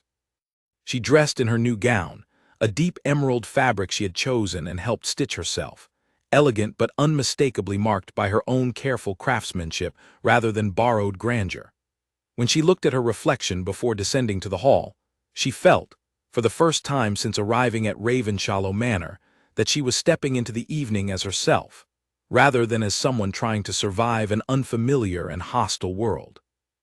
The dining hall, when she entered it this time, felt entirely different from her memory of that first terrible night. She walked in beside Alexander rather than trailing behind uncertain servants, and the guests, many of them the very same faces who had mocked her weeks earlier, rose respectfully as she took her seat at his side, whatever gossip they had heard clearly tempered now by the sight of the Duke's obvious, public regard for her. Alexander rose partway through the meal, tapping his glass gently to draw the attention of the entire hall, and began speaking, his voice carrying the same quiet authority Alina remembered from the night he had first defended her against Lady Margaret's cruelty. He told the assembled guests the full story, without embellishment or exaggeration, of a young man who had once fled his own household during a period of grief and conflict, only to collapse, freezing and robbed of everything he carried, at the edge of a small farm near Ashcombe. He described, in careful detail, the 3 weeks a farmer and his daughter had spent nursing him back to health, expecting nothing in return, and the years of searching that had finally led him back to the very woman now seated at his side. The hall listened in complete silence, the earlier rumors and whispered gossip suddenly rendered foolish and small against the weight of the true story now spoken plainly before them. Lord Nathaniel, who had so eagerly repeated the twisted version of events only days earlier, found himself unable to meet Alina's eyes across the table, his earlier smugness replaced by visible discomfort. Several guests who had laughed at her plain shoes and rough hands during the first dinner now regarded her with something closer to quiet respect, understanding that whatever they had assumed about her presence at Ravenshallow Manor had been entirely, embarrassingly wrong. Alexander concluded his account by stating plainly that he owed Aliner's family a debt of gratitude that could never be fully measured or repaid, and that he considered it a personal honor, rather than an obligation, to see that debt properly acknowledged in front of the very community that had so quickly judged her by appearances alone. He raised his glass toward Aliner, and after a brief, charged pause, the rest of the hall followed his lead, raising their own glasses in a toast that felt, to Aliner, like the exact opposite of the humiliation she had endured at that same table only weeks before. As the evening continued, Aliner found herself approached by several guests who had previously ignored or mocked her, now offering careful, somewhat awkward apologies for their earlier behavior. She accepted each apology graciously, though she noted privately which guests seemed genuinely remorseful and which merely sought to protect their own standing now that the truth had shifted so dramatically in her favor. Lady Margaret, seated further down the table than her usual place near the head, remained largely quiet throughout the evening, her earlier authority visibly diminished, though Aliner noticed her occasionally watching the exchange between herself and Alexander with an expression that seemed, surprisingly, closer to resignation than lingering resentment. By the time the guests began departing late that evening, the entire narrative surrounding Aliner's presence at Ravenshallow Manor had shifted entirely, transformed from whispered scandal into a story that would soon be told with genuine admiration throughout the county, a tale of loyalty and long overdue gratitude rather than manipulation or scheme. In the days that followed the second dinner, life at the manor settled into a quieter rhythm, though nothing about it felt entirely ordinary to Aliner, who still woke each morning half expecting to find herself back in her small cottage in Ashcombe, the grandeur of the past weeks revealed as nothing more than an elaborate dream. Alexander made a point of seeking her out each day, sometimes for a shared meal, sometimes simply to walk with her through the gardens as the last warmth of the season faded into cooler air, and their conversations grew easier and more natural with every passing day, the careful formality of their first meeting long since replaced by genuine, comfortable familiarity. Lady Margaret, stripped of her former authority over the household's guest affairs, spent much of that time in quiet reflection, rarely appearing at meals and keeping largely to her own chambers. Aliner found herself, somewhat unexpectedly, seeking her out one afternoon, drawn less by lingering anger than by a genuine curiosity about the woman beneath the sharp exterior that had defined their earlier encounters.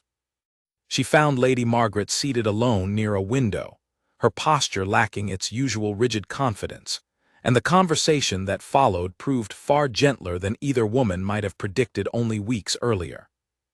Lady Margaret admitted, with visible difficulty, that she had spent years believing her careful management of the household's reputation was itself a form of loyalty and love toward a family that had lost so much when Alexander's father passed away so suddenly. She confessed that somewhere along the way, fear of scandal had hardened into something closer to control, a need to manage every variable within her reach because so much else in her life had felt entirely beyond her control. Aliner listened without offering easy forgiveness, but also without the sharp edge of judgment she might have carried into the conversation only a week earlier, understanding, perhaps better than most, how grief and fear could quietly reshape a person's choices over many years. The conversation did not resolve every tension between them, nor did Aliner expect it to, but something had shifted nonetheless, a fragile, cautious understanding beginning to form where only resentment had existed before. Lady Margaret, in the weeks that followed, began slowly re-engaging with the household in smaller, quieter ways, offering guidance when asked rather than commanding by default, and Aliner noticed, with some surprise, that she found herself genuinely willing to extend the older woman a measure of grace she had not expected to offer so soon. Word of the true story continued spreading throughout the county in the weeks following the second dinner, carried not by cruel gossip now, but by genuine admiration, and Aliner began receiving small gestures of goodwill from villages and estates she had never before had reason to interact with, letters of welcome, invitations to social gatherings she would once have never dreamed of attending. Even quiet requests from noble households curious whether the talented seamstress behind the Duke's admiration might consider taking on commissions for their own wardrobes. Alina accepted a few such requests cautiously, grateful for the chance to continue earning her own way rather than depending entirely on Alexander's generosity, though she found the sudden shift in how the world regarded her both gratifying and, at times, faintly overwhelming. Through it all, her bond with Alexander continued deepening in ways neither of them had fully anticipated when this strange, unlikely reunion first began. What had started as a debt of gratitude slowly transformed into something neither of them rushed to name aloud, though the quiet, steady affection growing between them became increasingly difficult for either to ignore, evident in the way his eyes softened whenever she entered a room, and in the way she found herself, more often than not, looking forward to their shared conversations with an anticipation that went far beyond simple friendship. Autumn had fully settled over Ravenshallow Manor by the time Alina decided it was finally time to return to Ashcombe, at least temporarily, to properly close the small cottage that had been her home for so many years and gather the few belongings she still wished to keep. Alexander insisted on accompanying her personally rather than sending her back with only a driver, and Alina found herself oddly moved by his desire to see, with his own eyes, the humble place where her life since her father's death had unfolded. The journey back to Ashcombe felt entirely different from the anxious carriage ride weeks earlier, when she had traveled toward the manor certain she was heading toward punishment rather than revelation. Now she sat beside Alexander, watching the familiar hills and orchards pass by with a strange, bittersweet fondness, aware that whatever came next in her life, it would look nothing like the quiet, uncertain existence she had built for herself in this small corner of the county. Word had already reached the village of Alina's changed circumstances, and when the carriage finally rolled to a stop outside her small cottage, a small crowd had gathered, curious neighbors eager to see with their own eyes the woman who had left as a frightened widow and returned, weeks later, on far friendlier terms with the Duke himself. Mrs. Hartley, who had started so much of the original gossip about the summons, now hurried forward with an expression of eager, almost apologetic warmth, and Alina greeted her with the same patient grace she had shown Lady Margaret weeks earlier, understanding that curiosity, however clumsy, rarely came from true malice. Charlotte, her closest friend, embraced her tightly the moment she stepped down from the carriage, tears gathering in her eyes as she asked, breathlessly, for every detail of what had happened since Alina's departure. Alina promised a full account once they had a quiet moment together, and Charlotte's gaze flicked meaningfully toward Alexander, who stood a respectful distance away, allowing Alina space to reconnect with her community without his presence overshadowing the reunion. Inside the cottage, little had changed since Alina's hurried departure weeks earlier, though the small space now felt smaller still after weeks spent within the vast halls of Ravenshallow Manor. She moved slowly through the rooms, gathering a few precious items, her mother's old sewing basket, a handful of letters from her father, the small wooden bird Alexander had carved for her all those years ago, which she had kept hidden away in a drawer without ever fully understanding why she could never bring herself to discard it. Alexander waited outside while she packed, giving her privacy for this quiet, personal farewell to the life she had built entirely on her own. When she finally emerged, her small collection of belongings gathered into a single worn bag, she found him standing near the well where she had drawn water every morning for years, looking out over the modest fields and simple rooftops of the village with an expression of quiet, genuine appreciation, rather than the polite tolerance she might have expected from a man accustomed to far grander surroundings. He told her, as she approached, that he finally understood the strength it must have taken to rebuild an entire life from nothing within a place this small,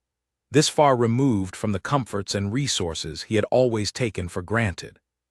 He admitted that seeing Ashcombe with his own eyes, rather than simply hearing of it through old letters and second-hand descriptions, had deepened his respect for her even further, understanding now more fully the true scale of what she had accomplished through sheer determination and skill alone. Alina found herself smiling at this, a genuine, unguarded smile that had become easier and more frequent in his company over the past weeks.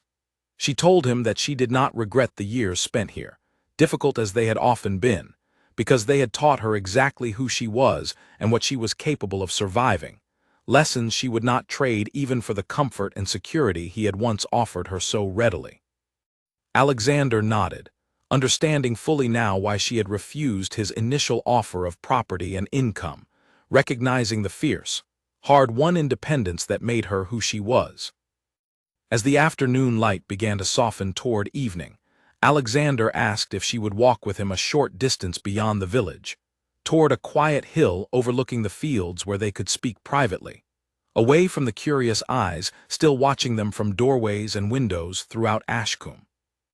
Alina agreed, curious about the sudden seriousness that had settled over his expression, and they walked together in comfortable silence until they reached the top of the small rise. The entire village spread out peacefully below them in the golden afternoon light. Alexander turned to face her fully, and Alina noticed, with a flutter of nervous anticipation, that his usual composed confidence had given way to something far more uncertain, something almost boyish in its vulnerability.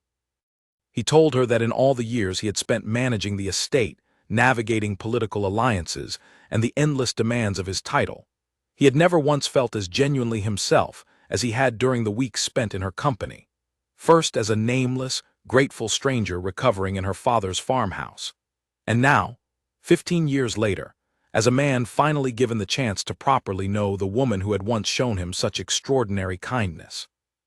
He explained that what began as a debt of gratitude had transformed, gradually and unexpectedly, into something he could no longer simply call obligation, that her honesty, her quiet strength, and her refusal to accept anything she had not earned through her own effort had earned a deeper admiration from him than any title or fortune ever could. He knelt then, taking her hand gently in his own, and asked whether she would consider becoming his wife, not out of debt or obligation,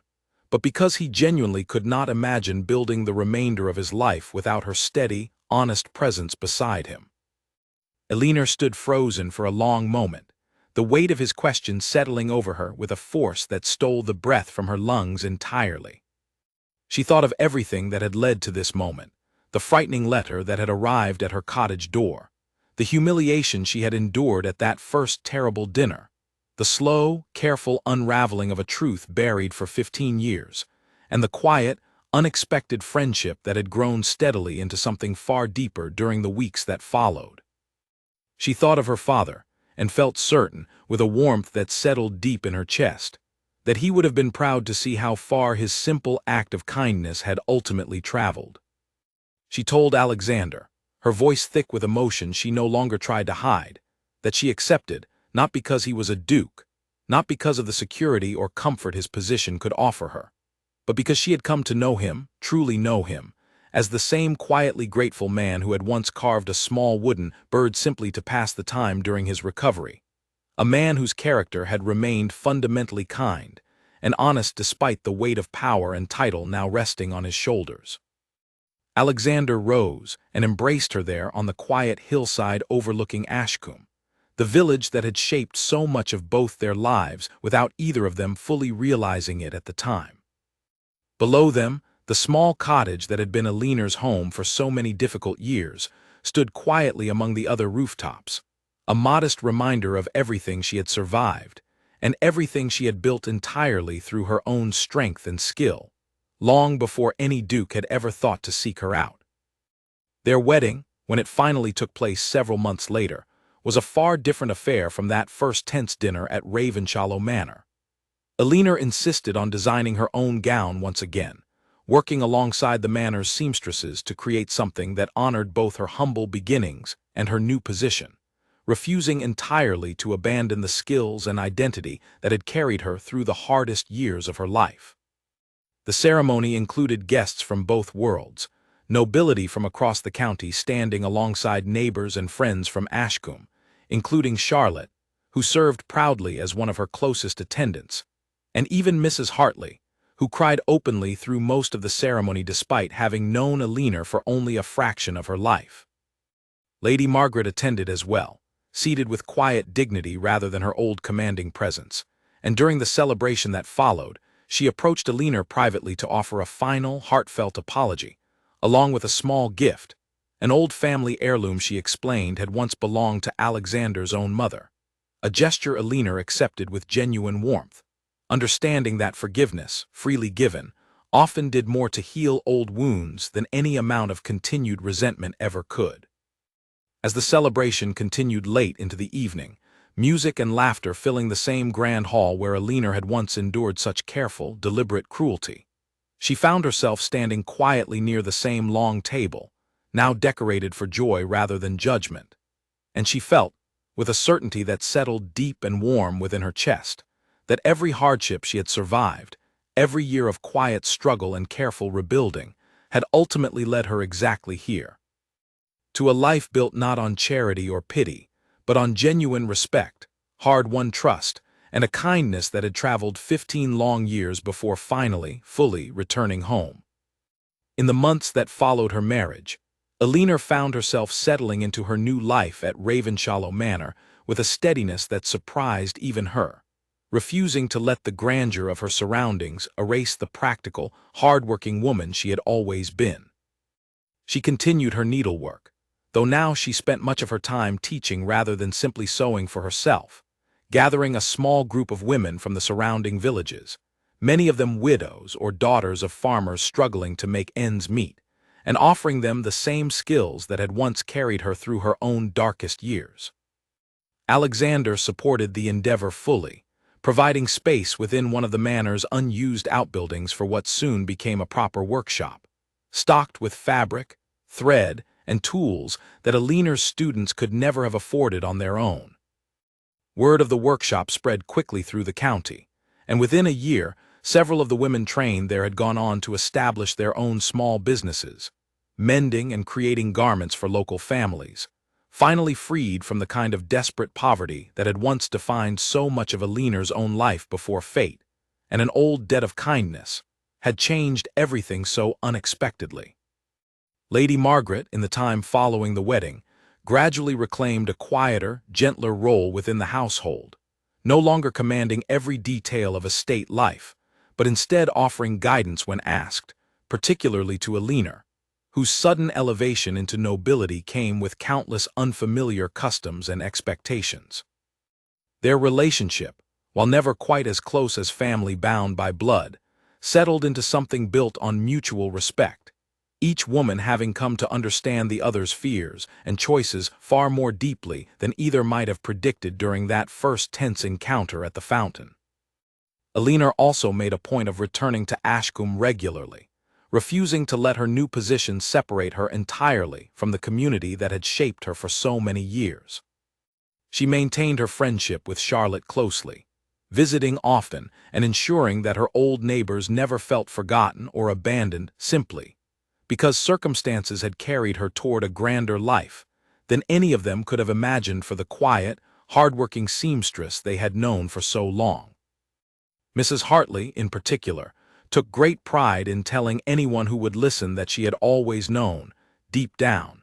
that Alina was destined for something remarkable, conveniently forgetting the anxious gossip she herself had spread in the days following that first mysterious summons. Alexander, for his part, found that his marriage to Alina had softened parts of himself he had not realized had grown hardened over years of managing the estate's endless political demands. He began spending more time personally overseeing the welfare of tenant families across his land, inspired in part by Alina's steady example of kindness, given without expectation of anything in return, and the estate's reputation throughout the region shifted gradually from one of distant, formal authority to something warmer, something that reflected the values both of them now shared openly. Occasionally, on quiet evenings when the demands of the estate finally settled into stillness, Alina and Alexander would walk together through the same gardens where Lady Margaret had once confessed her long-buried secret, and they would speak of that strange, unforgettable winter 15 years earlier,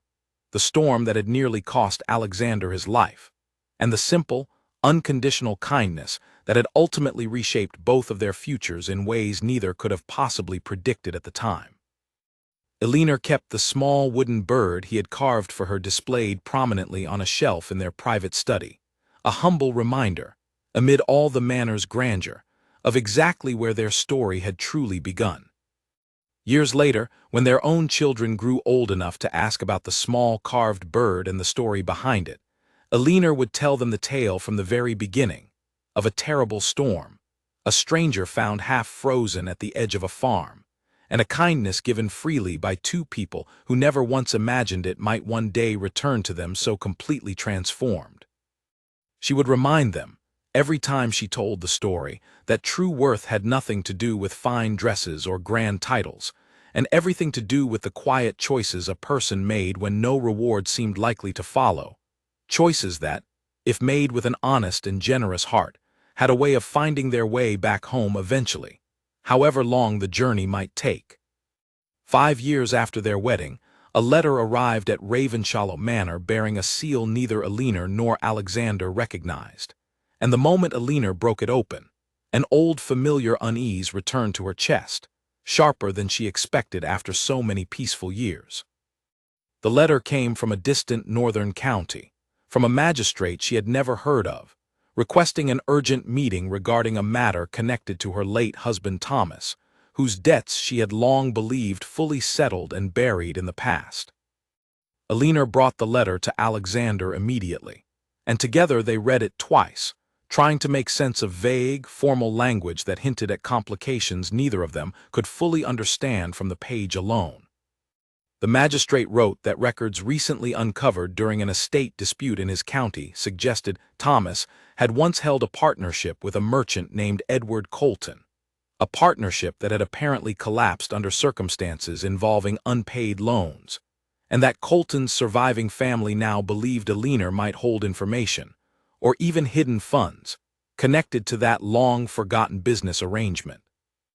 Elinor felt a familiar cold dread settle over her, memories of the anxious years following Thomas's death rising unwelcome to the surface. She had spent so long believing that chapter of her life fully closed, and the idea that some forgotten debt might resurface now, years after she had rebuilt her entire life, filled her with an old, instinctive fear that not even her new position could entirely soften. Alexander, sensing her distress, assured her calmly that whatever the matter truly involved, they would face it together, and that his resources and influence would ensure the situation was handled fairly rather than allowed to spiral into the kind of predatory exploitation that so often followed vulnerable widows even years after their circumstances had changed. He suggested they travel north personally to meet with the magistrate, rather than allow the matter to be handled through slow, uncertain correspondence that could stretch on for months and leave Elinor anxious the entire time. The journey north took nearly a week, through countryside neither of them had visited before, hills growing steadily rockier and villages growing sparser the further they traveled from the familiar comforts of Ravenshallow. Elinor spent much of the journey turning over old memories of her marriage to Thomas, trying to recall any mention of a business partner named Colton, though the name meant nothing to her no matter how deeply she searched her recollection of those difficult years. When they finally arrived at the magistrate's modest office in a small northern town, they were greeted not by hostility, as Elinor had feared, but by a tired, overworked official eager simply to resolve a complicated legal matter that had been passed along his desk for weeks. He explained, once introductions were finished, that the Colton family had indeed made a claim regarding old debts, but that recent investigation into the original partnership records suggested the situation was far more complicated and far less threatening to Elinor than the initial letter had implied. According to documents the magistrate had gathered, Thomas had actually been owed money by Colton at the time of his death, not the reverse, a debt that Colton had never repaid before his own passing several years later. The surviving Colton family, apparently unaware of this detail and desperate themselves after facing financial hardship, had assumed incorrectly that Alina might be hiding funds owed to them, when in fact, it was Alina who held a legitimate, if long forgotten, claim against their family's estate. Alina absorbed this information slowly, a strange mixture of relief and quiet irony settling over her. For years she had carried the weight of Thomas's debts, working tirelessly to pay off obligations she believed entirely her own burden to bear, never once suspecting that somewhere in that tangled web of old business dealings, money had actually been owed to her all along. She told the magistrate honestly that she had no interest in pursuing the Colton family for a debt that had clearly caused them just as much hardship as Thomas's mismanagement had once caused her, understanding all too well the particular desperation that came from inherited financial burden. Alexander, listening quietly beside her, felt a fresh wave of admiration for his wife's continued instinct toward mercy, even when circumstances might have justified a far harder response. He did not interfere with her decision, respecting fully her right to determine how this old, unexpected thread from her past should finally be resolved, though he did suggest, gently, that perhaps some smaller gesture of goodwill might help the Colton family recover from their own hardship without requiring Alina to reopen old wounds by pursuing the debt personally. Alina considered this and eventually agreed to a modest compromise, offering to forgive the outstanding debt entirely in exchange for a simple acknowledgement that the matter was now fully closed, ensuring no future confusion or renewed claims could disturb her peace in years to come. The magistrate, visibly relieved to see the matter resolved so amicably, promised to finalize the necessary paperwork before they departed the following morning. That evening, as they settled into a modest inn for the night, Alina found herself reflecting on how strange it felt to close this final lingering connection to her first marriage, a chapter of her life that had once defined her almost entirely through struggle and hardship, now folded quietly away into the past without bitterness or lingering resentment.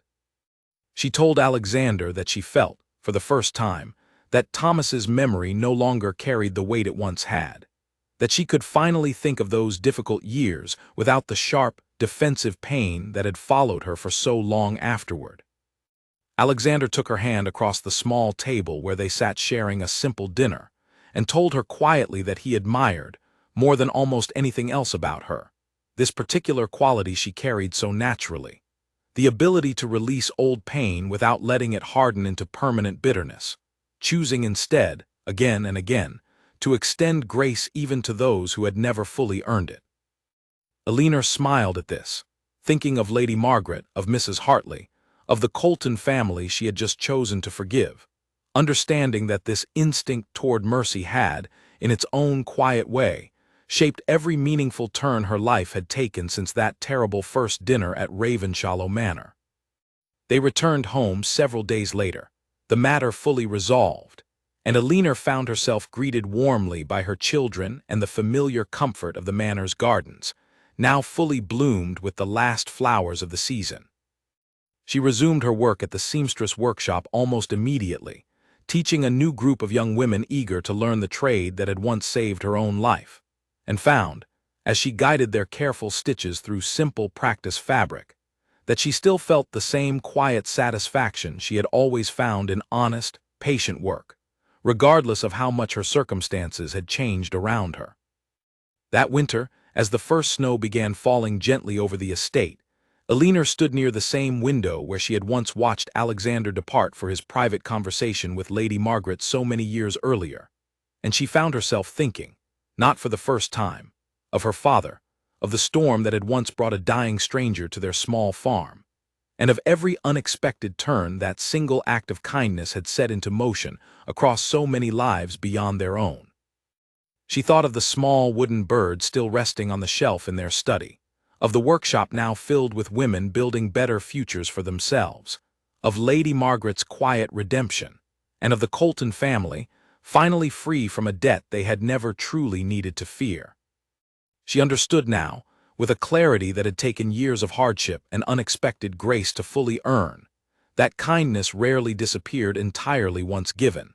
that it traveled quietly through time and circumstance, touching lives far beyond what the original giver could ever have imagined, waiting patiently, sometimes for many years, before finally finding its way back home in forms no one could have predicted. And as she watched the snow continue falling softly over the gardens below, Alina felt nothing but quiet gratitude for every difficult step that had brought her here, to this life, to this family, and to a peace she had once believed entirely beyond her reach. Later that evening, Alexander joined her by the window, carrying 2 cups of warm cider, and together they watched the snow gather quietly across the estate grounds, blanketing the same gardens where so much of their story had unfolded over the years. He asked her, as he often did on quiet evenings like this one, what she was thinking, and Alina told him honestly that she had been thinking of beginnings, of how a single storm so many years ago had set into motion, a chain of choices and consequences that neither of them could have possibly predicted at the time. Alexander agreed softly, admitting that he still found himself, even now, marveling at the strange, fragile thread of chance that had connected their lives so completely. A thread that could have broken at any number of points along the way, through a colder night, a slower recovery, a search abandoned too soon, or a debt too proudly refused. He told her that he no longer believed in simple coincidence, that he had come to see their story instead as proof that genuine kindness, however small it might seem in the moment it is given, carried a weight and a memory that time alone could never fully erase. Their eldest daughter, curious as always, wandered into the study just then, drawn by the warm light of the fire, and climbed onto her mother's lap to ask, once again, for the story of the wooden bird, though she had heard it told a dozen times before. Alina laughed softly and pulled her close, glancing once at Alexander before beginning the familiar tale, and as her voice filled the quiet room with the story of a storm, a stranger, and a kindness given freely so many years ago, she felt certain that this particular story, unlike so many others, would never grow tired in the telling, because it belonged now not only to her and Alexander, but to every life it had quietly touched along the way, and to every life it would continue touching for many years still to come.